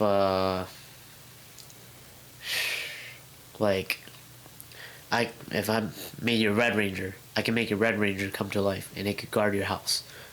Oh, okay. Yeah. I Like see. you don't share Yeah. and Oh, yeah. I've heard of that before. Yeah. So I think that was pretty cool. Like I didn't really believe in it, and then I saw it and I was like, alright. Go to Mr. Vampire, where they take Dumb, huh? yeah. They take like the what is it? It's not just like a regular doll, but it's like a doll It's like a puppet. that it's kind of like a puppet that let's say this for instance, right? Let's say they have a puppet of the Monkey King, right? It's just the Monkey King doll, but a local doll, and then it becomes the Monkey King. You know, Yeah. you know what I'm trying to say? Yeah. Yeah. Well, with that, I don't know, but I don't know. You Yeah. could like stuff like a freaking Monkey Yeah. King spirit, but But yeah, I mean, yeah. But basically, I don't know if you've seen this movie before. It's a Chinese movie. I think it's called. I forget what it's called. It's called The Spooky something. But Spooky Encounter I think so. with Sammo Hung. Yeah, the one where a new trap. Yeah. That movie's hella scary. Yeah, that one is fucking scary. But that one part where Encounter of Spooky Kind. That's what it's called. yeah, the part where I think you take a monkey, doll, and you take your cocoon Yep. to possess some kind of spiritual monkey. I think he possessed a zombie. No. I'm not talking about that part. I'm Oh. talking about the ending. Oh, okay. Where he took, I think, a monkey doll, and he taking a cocoon, and then he possessed Sumo Hong, whatever the fuck his name is, Yeah. to become a monkey. You remember that part? Oh yeah. Yeah, he was wearing the Yep. red, Yep. the red tank top. It's not a tank top, but it's a red tank top. Yeah, but damn, Yeah. that's pretty cool. Yeah, so like you could the thing is too, like you could summon a spirit. You summon a certain spirit and you put it in an object and it do things for you. I thought that was pretty cool. I'm sure it's been around for a long time. I'm pretty sure too. But which bought him. But I thought it was pretty cool. There's a bunch of other cool stuff. I don't know, but it's like commitment. I don't find it like fascinating. I'm just like, oh, that's pretty cool, and then forget. Yeah. Like, I haven't seen it, you know. Yeah. I feel like Dapata is pretty cool. Oh yeah. Yeah. Yep. I haven't seen it, but apparently my mom knows how to do it. Your mom knows how to do that? Yeah. Apparently, my mom, she told me this like weeks ago. You know how I've been watching those Mongols animation stories? Oh yeah. And then there was a guy. I'm pretty sure you remember seeing it too. Watching it. Oh no, Oh yeah. Your mom knows how to do it? Apparently, one of the shamans way back when before Kumalo to America, they said that my mom's able to do that. But then my mom doesn't. But the thing about my mom is that like when my mom does it, she doesn't feel anything. Like you know what I mean? Yeah. It's kind of like how you always told me like how I always ask you like what do you see under the veil, and then you say I don't see anything. You know? Yeah, it's kind of like that. Like my mom does it, my mom doesn't feel or see anything. But apparently, my mom said that someone told her that she's able to do that. Okay. Yeah. Anybody can. Yeah. I think anybody can. If I'm right. There's a dapat thing. Well, dapat is kind of scary too though. Why? Cause like you have to you have to make sure you call it right. Cause sometimes like other spirits come. Oh. Yeah. 一个回去要去 Yeah. 找个妈耶。 Yeah. Wait, so how does it really? I guess okay. I guess okay, whatever. But how does it work? Do you know how it works? Are you talking about the one where you put the bucket on you? Mm-mm. Okay, then yeah. Then I definitely don't know what you're talking about. Then I thought it was yeah. I thought it was kind of like like movie 竹香. Where you know, you remember that part? That's Kokong. Yeah, That's Kokong, but yeah. I thought that's what you're kind of talking about, but obviously I don't know what you're talking about. So Dabata is where they have a stick, pretty much like a long ass stick, and there's like a ball in the middle of the stick. Like a ball. Oh, and then they hold it. And yeah. Okay, yeah. Now I know what you're talking about. Dude, my mom watches those all the time downstairs, bro. Yeah. So theo tụi tụi đó là như chủ hữu tụi ý and yeah, that's pretty much it. And there's a lot more, but we won't go too in depth. All right. That's some cool shit I learned along the way. I'm like, oh damn, Like I didn't even know that exists. wait, like did you learn it or did you were I- told? I was just told. Okay. Yeah. Yeah, leaf ball. I thought you like you learned it where like you know how to fucking do it, you know? Like the fuck? I can probably do it. Yeah, don't do it here. You can You can do it out there, Yeah. just not in here. You can mess around with it sometimes. It's cool. Yeah. It's cool because there's some pretty cool shit you can get away with. But Alright. it's almost like it's almost kind of like I want to say like a Ouija board. It's not like a Ouija board, but Dabota is like really friendly. If you call it right, and it is the Dabota, then it's really friendly. Yeah. Alright. That's pretty interesting. So, Guess we'll go to the next question. Which I think this is one of the questions I actually really want to hear from you yeah. for some reason. All right. But what is your biggest or some concerns do you have being a shaman? Like, is there something that kind of touch off or conchai or whatever? Well, let me doing ask you it? this: Why do you want to hear this the most? I don't know. I'm just curious. I mean, a lot of this stuff I was curious too, but a lot of this stuff I kind of know. You know? Yeah. Because you know, I mean, I wasn't there with you physically, but I was there with you FaceTime. So, you know, like, you know what I mean? Like, I was there with you socially, but, you know, not there with you physically. So, some of these stuff, I kind of know your answer a little bit. Obviously, I don't know split, you know, details like that, but, you know, but, yeah, I don't know. Is there anything you're kind of like concerned about the whole shaman thing? So I think- shaman life or whatever? I don't know. All right, let me talk. I'm kidding. I think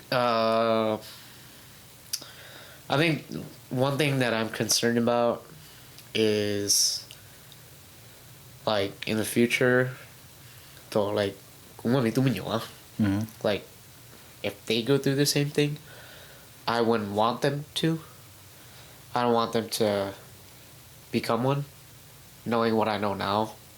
And You don't want them? I don't want them to. Okay. I'd rather just have them Just live their life? Yeah.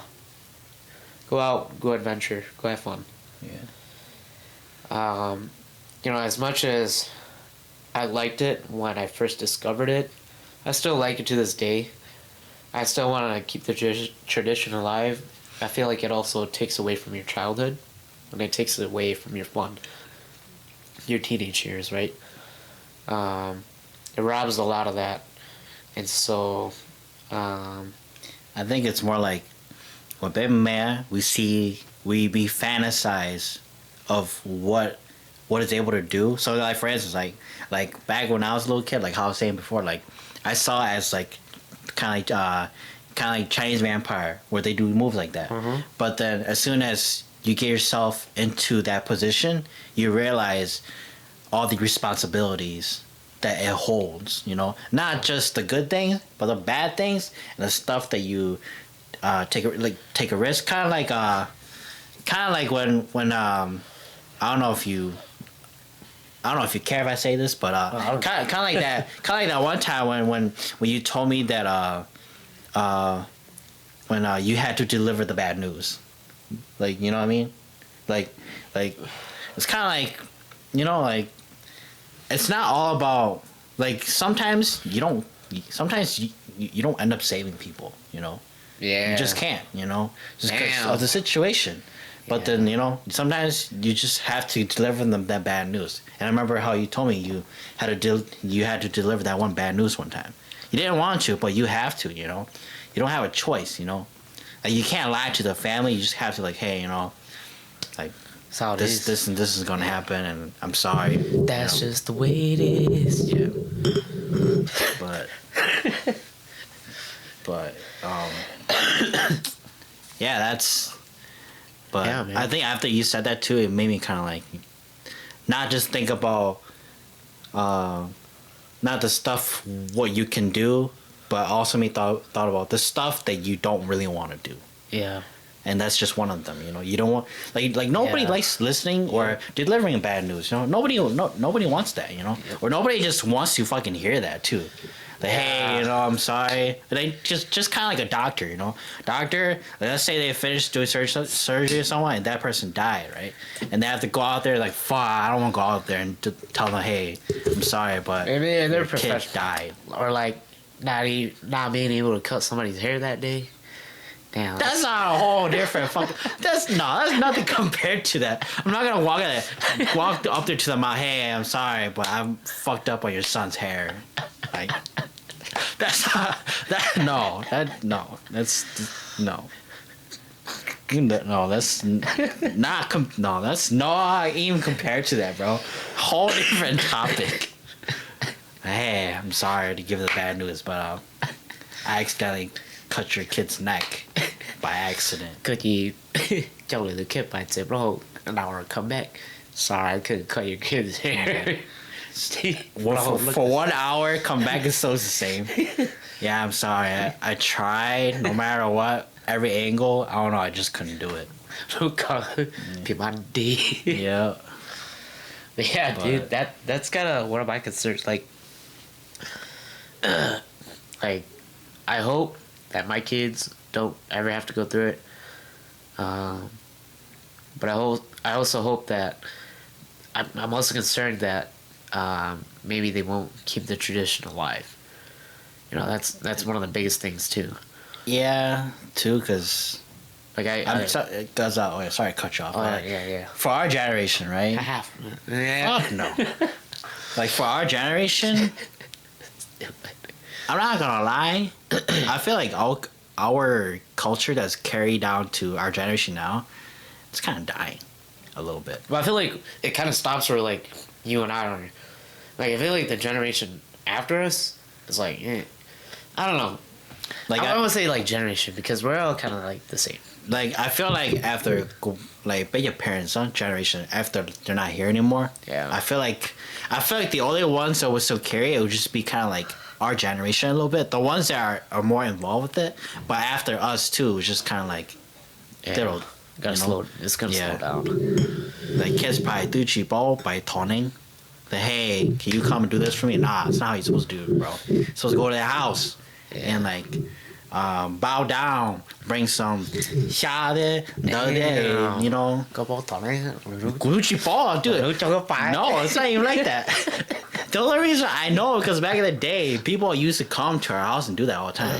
Every like, not every weekend, but like some time of the day of the week, they come and then you know, weekend comes by and they go and do it. My parents go and, you know, do it, but yeah, don't worry about the thing. Tú bò luôn every day. Ờ, bố chỉ Bò muốn cho con. Chỉ phải thọ của đen. Có chỉ ở tụi bé của chị Sài Gòn. Gì bé bà thọ khăn. Ờ, hell. Cái gì tục với. Cái gì sợ ở tụi bé của bé tớ. Chỉ bò à. Wow. Oh man.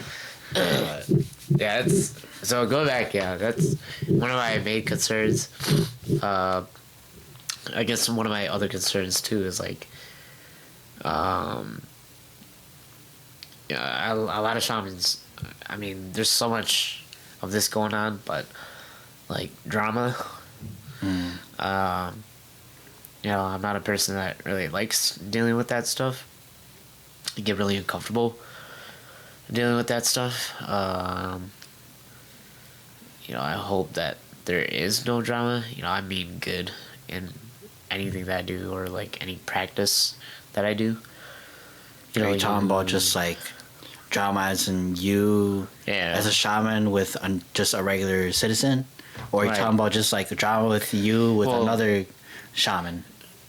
Well, both. Both ways, okay. You know, like you. So there's been. I'm not gonna bring up who this person is, but this person that I know, they've gone out to the community. They're also a shaman, and they've gone out to the community to go help. You know, certain families, and the families that he's gone to, certain families that he's gone to, they've like no problem.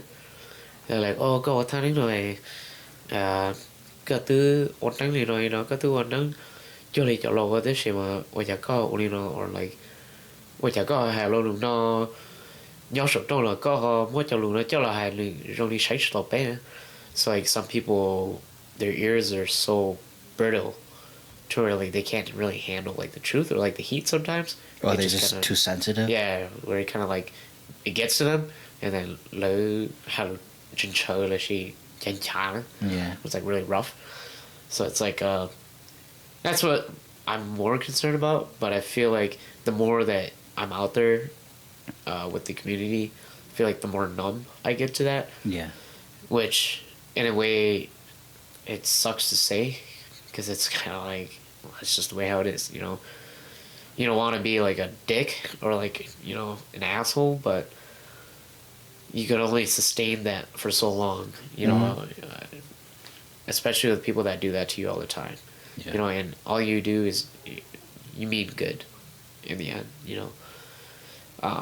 But there's that, and also like other shamans, and all that stuff. Oh yeah. I guess that's number one. That's you know, that's pretty fucking wild. Yeah. Never seen it or experienced it, but I've seen it among movies, you know. Right. Like 都有一集讓領到嘅 but then like 已經bỏ了我已經看到的 you know this is how bad that it can get or it can be. Right. But who knows, it can get worse than you know that, you know. Yeah, that's what I fear too, but can't be too careful. You know, I feel like they hit the ring wrong, and you just have good intentions, then none of that stuff can touch you. You know, I feel like the good will overrule the bad, and just keep moving along. You know, you just kind of like the yin yang symbol, bro. Yeah, that's technically what it is. Yeah, I mean, you stay balanced. You just do your own shit, mind your own business. Like, stay in your own lane. Ain't nothing gonna happen to you. You know. Yeah, and if it does, like, just know that you're a good person enough for, you know, that you might be protected. Hopefully, not might, but you hope that you'll be protected from that, you know? You just hope. So yeah, that's just one of the few ones. I'm sure there's a lot more. Oh yeah, and then I guess the last one, my fucking haunted. Oh. Yeah. Yeah, that's My đá chùa đá a lot of you. Yeah, that's a no. Tương bạo với rộng. So yeah, that's not fun. But that, it can happen to me. I don't care. But happens to, like, if it goes on to, like, knock on wood. Yeah, if it happens to, like, my family and all that stuff, like, that's more concerning, you know. I think So, I think what you're trying to say is that if it happens to you, you know how to handle, Yeah, I deal can with deal it. with it, you But know. compared to that one, the yeah, Chihuahua, yeah, they're chmokure, you know. Yeah. How are they going to deal with Yeah. it? You know, like say for the future, I have a wife and kids, gumure, and then there's them, and now they're left with my demons. It's like, Yeah. oh shit, you know. Yeah. Spirit realm goofy Yeah. demon, no stone. They're over here dealing with their shit. So it's like, dude, it's kind of like let's say that like how like come on, Chua. Like Yeah. okay, I know how to deal with it. But if it comes to be like oh my Chua, you know. go you shut the shy. Okay, I want to see how long he can like knock out back to fucking like senses or like to reality, bruh. Yeah. Yeah, so yeah, there's so much. And I feel like over the years, like it's also kind of got me into this like anxietal state in my mind. Like I feel like every night that I go to sleep, I have to sleep a certain way. Like it's just like muscle memory now. You know, before I feel like before I knew a bunch of this stuff, I would just like sleep on my back, like which can. Like nowadays, I would sleep on my side. I would always start on my side. And however I sleep the other night, I don't care because you can't control it, right? But I always start on my side because I'm more confident in like moving like this and Yep. being like this. Yeah, Trying to yeah. move, you know. So I'm like, Ah, fuck. Yeah. Bow down with Maya, so it's like you pretty shallow. At least you have a little bit of an advantage. Yeah. But then you do shot each other.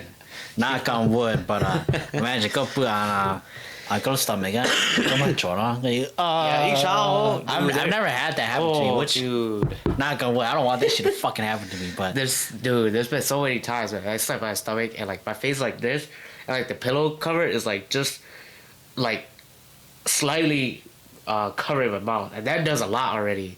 Cause I can't really breathe through my nose too, so I breathe through my mouth.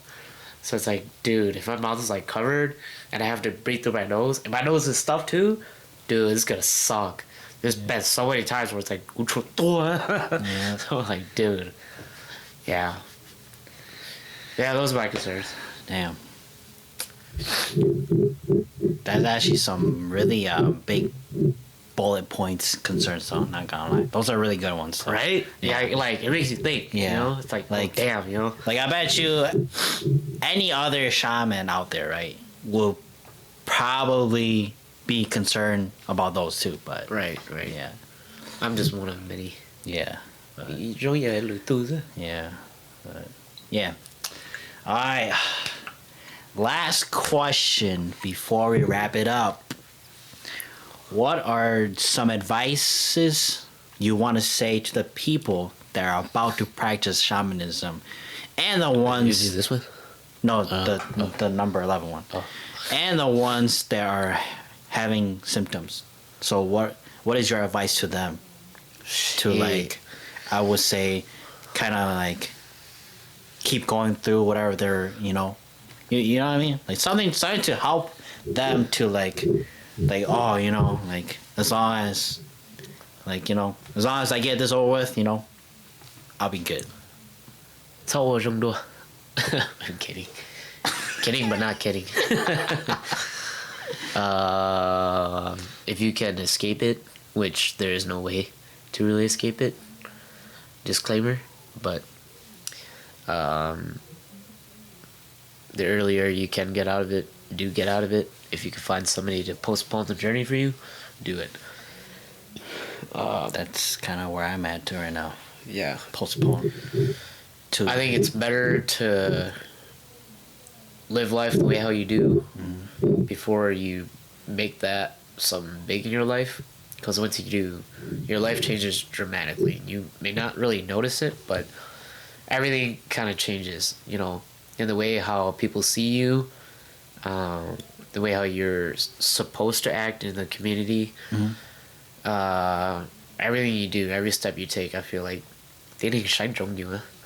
So you what I lo you chủ động mà you what I lo you chủ động hiểu gì nữa. What do you wanna you know, being as if to the viewers, you guys are like me and my cousin. Like, we still fuck around. I don't care how he sees me, you know. We've been together for the longest time, you know. I can kiss him right now and still be the same, you know. But I don't mean That's kind of like, if you die with me, like, no, like, if I die, you die too. The guy who looks, fuck. But you know what I mean? Like, if you can't escape it, do escape it. You know, like I was saying before, being as if you guys are like my cousin and I get along, we get along for such a long time. It's like, which I don't care how he sees me. You know, there's a time and place for you to be serious. There's a time and place for you to joke around and be you. You know, because at the end of the day, we're all human. And I feel like that's the biggest advice I could give. Is remember, at the end of the day, whatever you do, yes, you're experiencing all these things. Yes, you're going through all these things, but you have to also remember that you're human at the end of the day. I always tell people this. I still eat the same food that you guys eat. Still breathe the same air. Still drink the same water that you guys do. I'm nobody special. All right. You know, I came to this world just like everybody else. You know, and a lot of people view shamans as if they're a higher up or something like that, you know. And that's okay, you know. Sometimes people get that. You get people like that. But you also have to remember to be humble with it. And there's a lot of experience that you go through that will humble you, depending on how you take it or whatever. But I feel like the experience in becoming a shaman itself is very humbling, and you gain a lot from it. So if I was able to get out of it, you know, mind you, I was in search for help for the longest time, and I got the help that I needed, you know, here and there. But all in all, it's like, if you don't fight through it, nobody else is going to do it for you. And so with that being said, you know, the experience in going through all that traumatic event and going through those sleepless nights, going through that depressional phase, it's a very humbling experience. And you chỉ tố lý quay, you chỉ tố giỏi thì you hit the link at the end of the day. You are not New Ply, or you are not New Y'all, or you are not Don't Nah from the other world. You are not Mr. Vampire, the master who's fighting zombies and all that. You're just you. Yep. And có nên dân trộn that, and to those that are going through the phases that I've gone through, or maybe even worse, where đi mò thân thái đi họ sợ chỉ tàu out of your bed đi họ mò cái tàu mò nó có mò tay mò whatever, right? They never go chpo, but seek and voice yourselves. Like I brought up before, I grew up in a family of 13, 14. I didn't think that I had a voice. But once I spoke up, like how I mentioned earlier in the video, my siblings, there's a switch that turned on, and they all turned and listened to me, right? They were all there for me. Sometimes that's all it takes, you know. Yeah, they Nietzsche hãy lo lù Nietzsche kính nhau nè. Nothing's ever gonna change. So try to find the help that you guys need. Push yourselves to speak whatever you guys really feel, how you guys really feel, and that'll get you, you know, one step closer to what you need, right? You know, Gucci.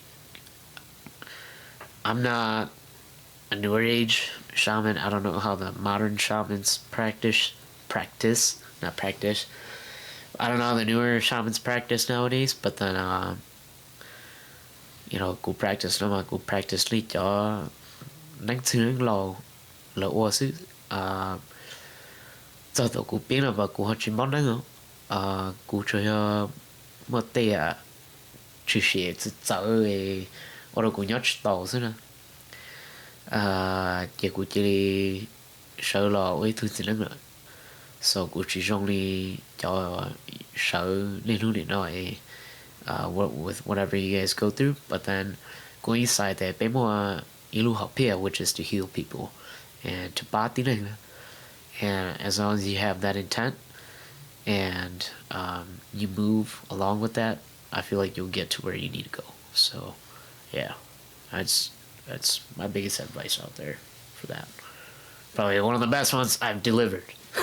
So, All right. Okay. oh gosh, I'm janky. But you know what? I'm gonna go chase my dream now. Yeah, that's good. That's really good. That's really, really good. What y'all do? Fuck. Damn, I freaking hate my freaking horse throat, bro. Alright. Is there anything else? Anything you wanna... Any questions? Anything before we end this episode? Or is there any questions you want to ask me? I don't know. Whoa. If I'd ask you, would it expose anything? I don't know. Yeah, I don't know. So what if I ask you about this? The first question? No, just this. Just that topic? About you.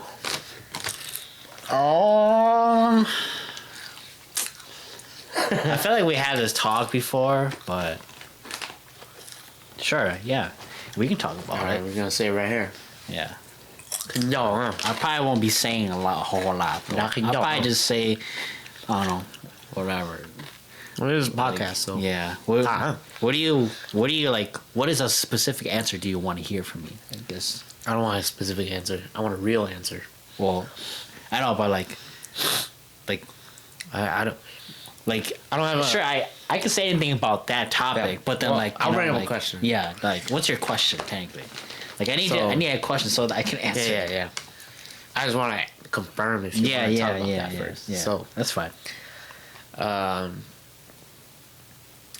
I guess, how do you feel about, or how do you feel knowing that you are a shaman and your dad is no longer practicing? How do you feel like you're going with that? Or I would say, how do you feel like you're going with that? Where do you think you're going with that? Knowing that you are going to be one and you can't escape it, and now your dad's not a practicing shaman. Where do you think you'll go with that?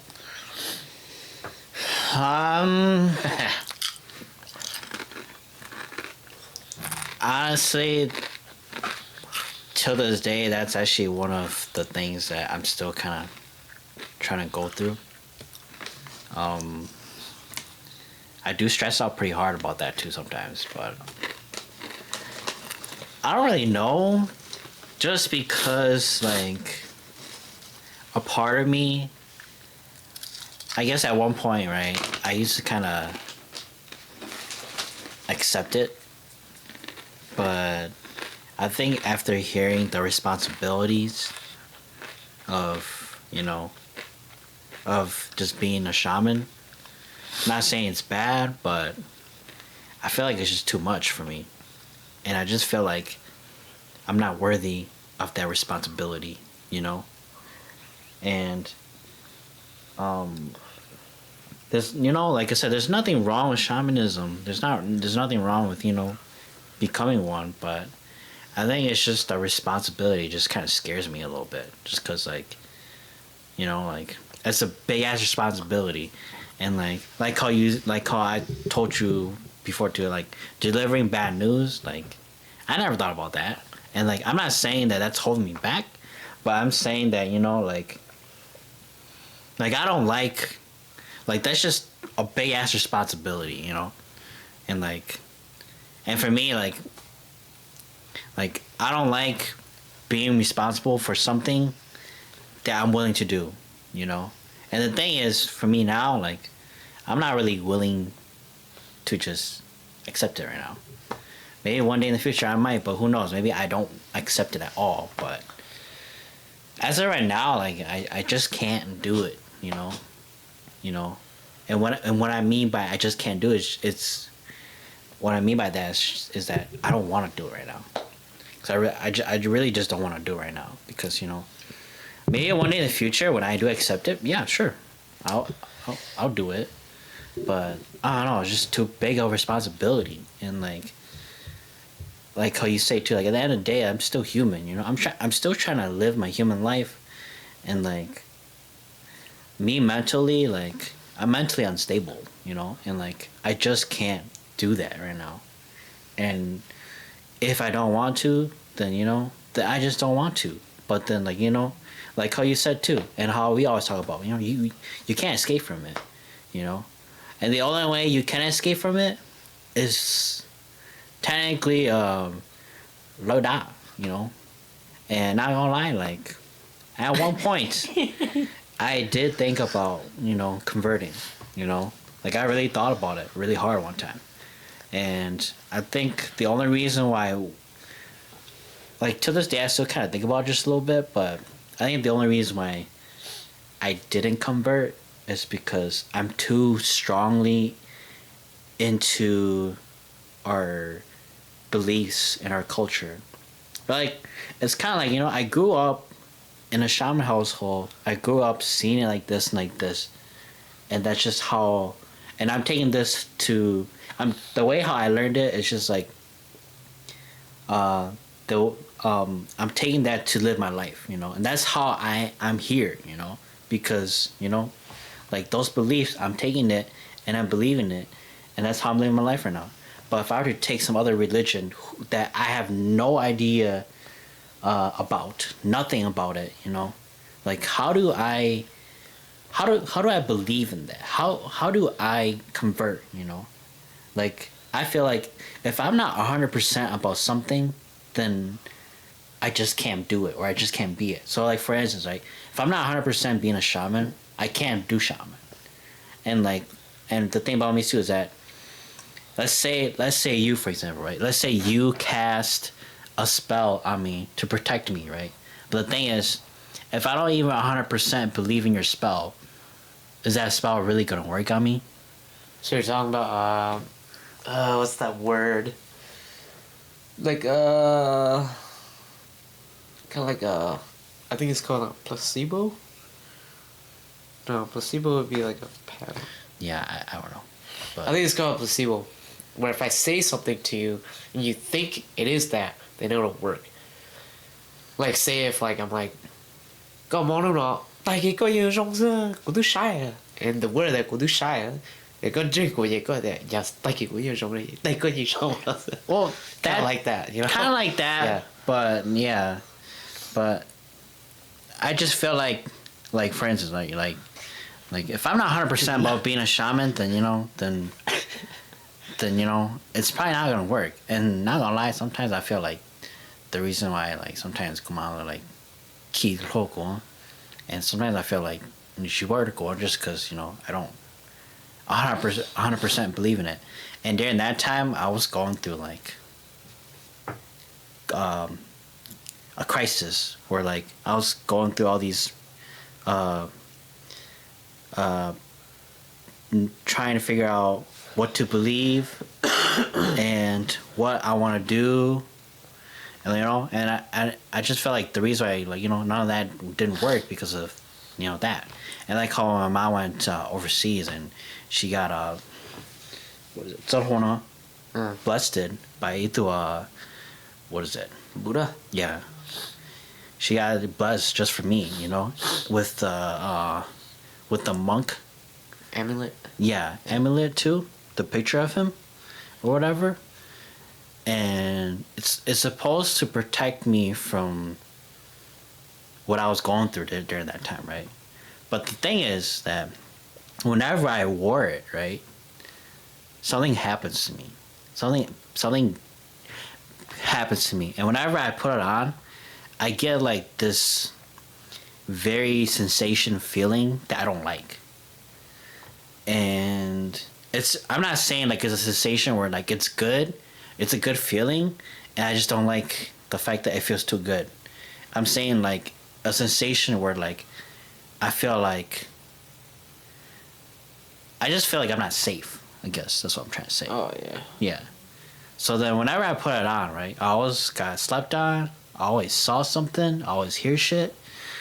And then whenever I took it off, I felt better. And I don't know, for some reason, that was I had a phase. That was my phase too, where like, you know, like something happened to me, right? And then eventually one day I just like, you know, fuck this necklace, like, you know, like gotta bless, but I still feel like shit, you know, like why do I still feel like shit, you know? And after that, I just stopped wearing it, you know. I don't wear it anymore. And then eventually, you know, I guess I got a little bit better, and then that's when my mom then just like, you know what, we'll just tie it to your foot, you know. So they tie it to my foot. It's all whole girl. And then, you know, Lune, I think Luki or whatever the fuck it's called. I don't know what the fuck it's called. But like it's over there in my little jar. But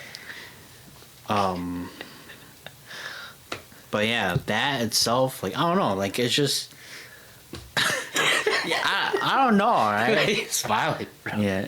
What? So why are you smiling? I'm smiling because you're fucking smiling. You're laughing.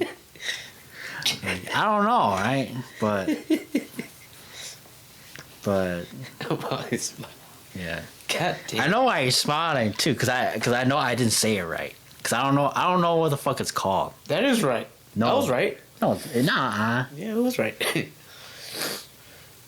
I just smiling because it's just like I don't know. Yeah, I don't know. I really don't know. But That's how it was. yeah. Cây hãy giò. But Lú chia là với giò. Lú bỏ hột là với giò. I don't know, man. But Lỡ chia là với giò. Whatever, right? but Cho sâu là với giò. But I don't know. I feel like at this point in my life, I just can't do that right now. And with all the mental problems that I was going through, and I'm still kind of facing it to this day too, like I'm aiming towards the side of I don't want to do it. And like I said, there's no escaping it, but there is a postpone, you know. So here's the thing too, like this is one thing like I sat myself down and thought about. Right, I brought this up earlier in the conversation, but I was like, you know, like if I were to like, I didn't bring this up in the conversation, but I talked somewhere along these lines, right? If I were to have like converted, right, like went my own pathway, did not do anything with like family culture, none of that stuff, right? Yeah. Every time, or like, that's it, right? I didn't want to do anything with it. What if my kids were to have like become a shaman? You know, and I was deep into that. How would I react? You know, like Deep into shamanism or deep into right, yeah, a different religion? deep into a different religion, Okay. and like, you know, Oh, so you're saying that your belief is something different to what they're going through? Okay. right, Okay. like what if I would to have converted, right?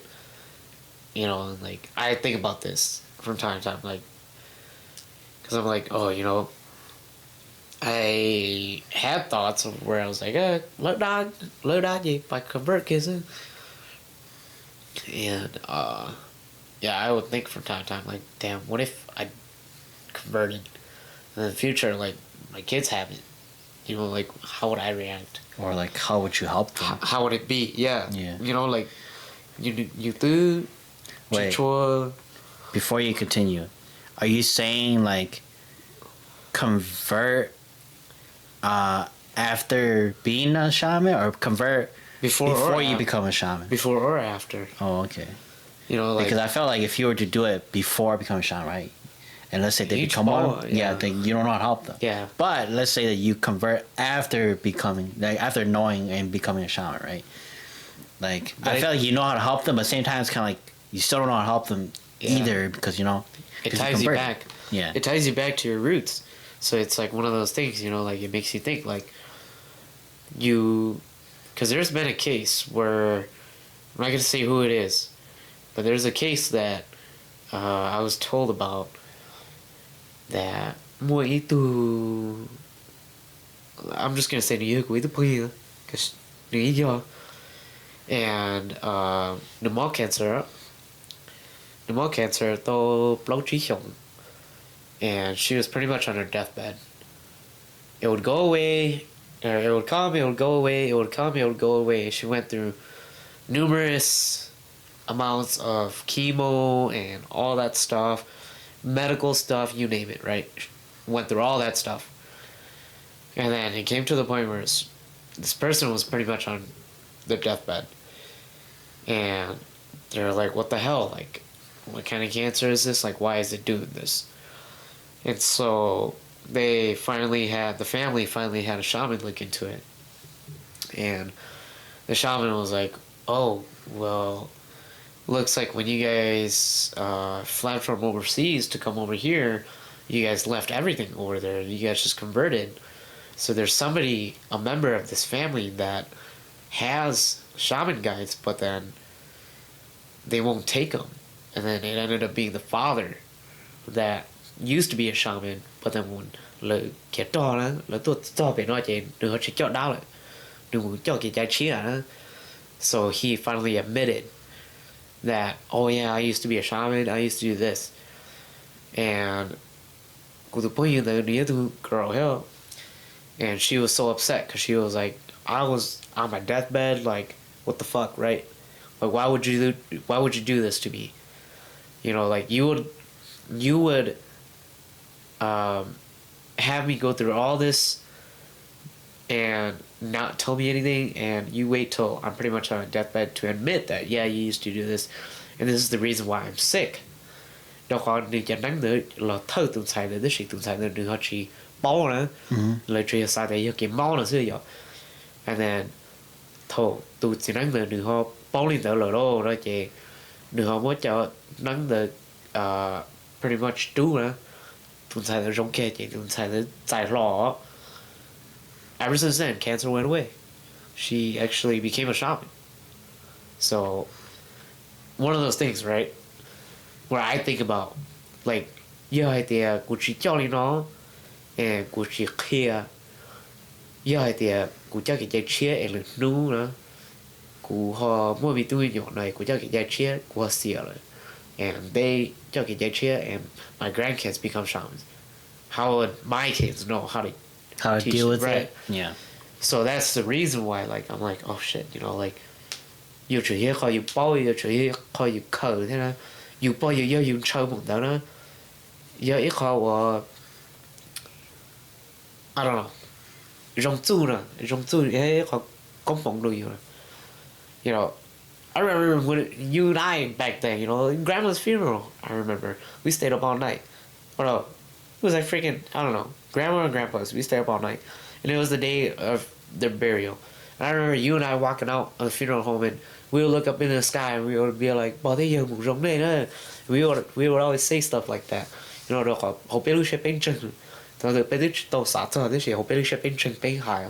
Yeah. So it's like one of those things, like, I feel like from the mind, we don't want it.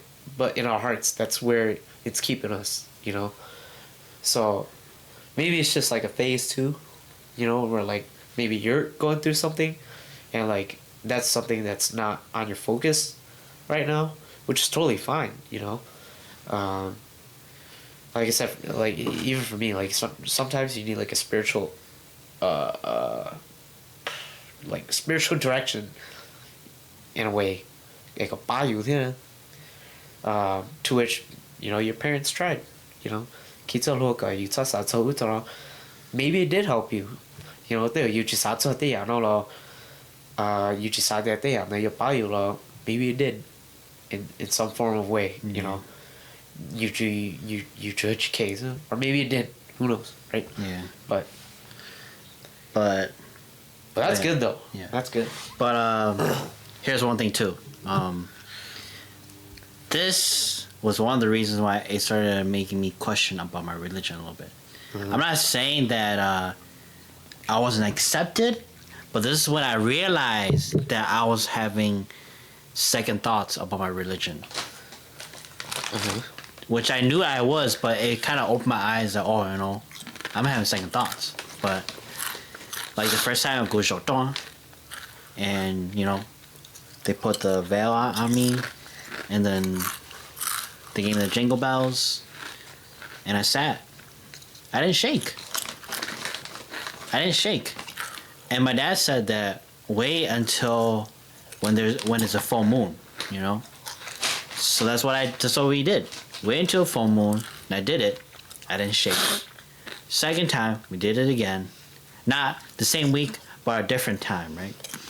Second time we did it again, did it, nothing else happened. And ever since that, I was just kind of like, in my head, it wasn't kind of like I implanted, oh, I'm not the one, or something like that, you know.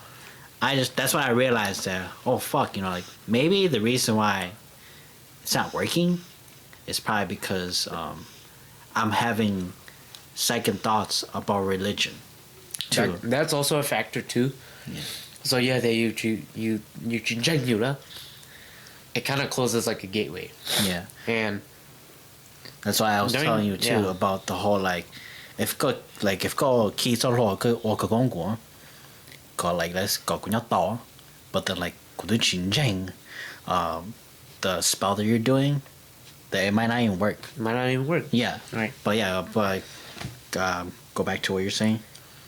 I was just gonna bring up the fact that the reason why you didn't shake is also due to, I mean, you could probably cut this out too if you want to, but the reason why you didn't shake is because, one, your dad is not your sihu, or like how you said, two, you're not free flow of mind, you just let everything go, then nothing's gonna happen. When I went on the bench, that's all I thought about. Just let everything go, right? No, this is what I want to discover. And this is something that you told them like so then that's why we'll let go. But it was one for me to really like I needed to find an answer, like why the fuck am I going through all this shit? Yeah. You know? Like let this be an answer for me, and then boom, that's when it happened, right? But I think once it comes to that point for you, you'll know, you'll know. But yeah, for one, maybe your dad's not your master too, that's kind of one of the biggest things too.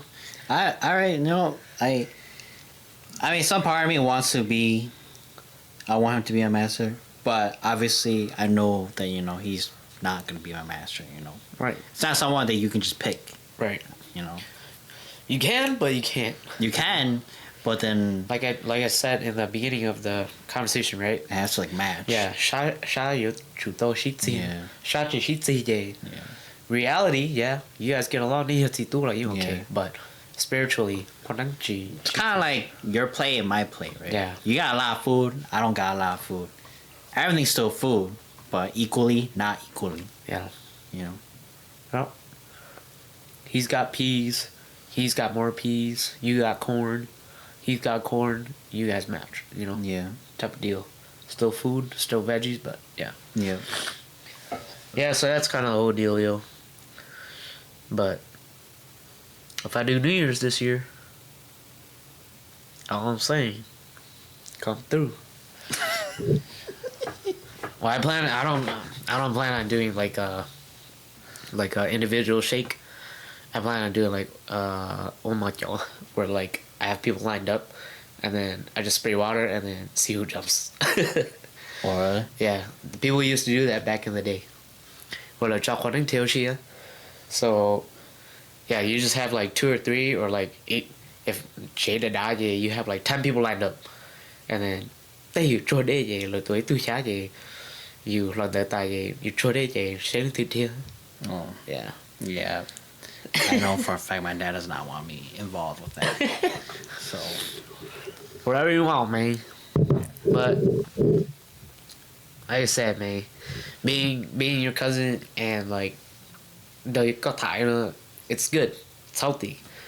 You know, bringing you to a realization. Like your dad, how he practices, how I practice, it's different. But then we have the same practice. I want to say because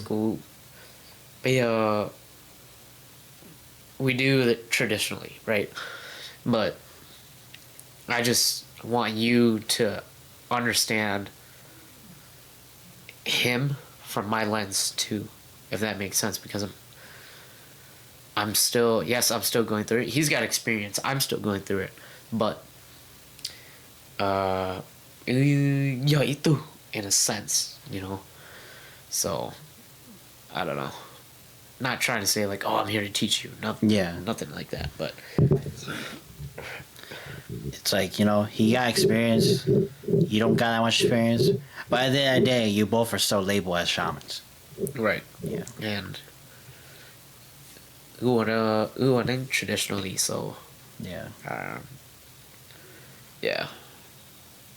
You know what I mean. Yeah. But yeah, that was good. That was a good answer. I guess that's that. Cheers. Yeah. Cheers. Guess we'll wrap it up. Well, thanks for coming here. Thanks for having me. Thanks for Yeah. wasting some time of your time to come and film an episode. Yeah. But yeah, thanks for coming here. Really appreciate it a lot. Yeah. If you guys are interested into listening to other episodes, like episodes of me bringing guests into the podcast, you guys can go check those out too. So far, it's just him and my boy Kenji.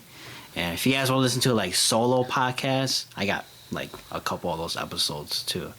I'll make some more. I haven't been making podcast episodes lately, but I'll make some more. I just don't know what to talk about sometimes. But if I have something to talk about, you know, I'll bring it up. But yeah, thanks for watching. And like I said from the beginning, if you're new here, I'm KP, short for Kong Pheng, and thanks for watching this episode. And we'll see you guys next time. Peace. Peace. Deuces.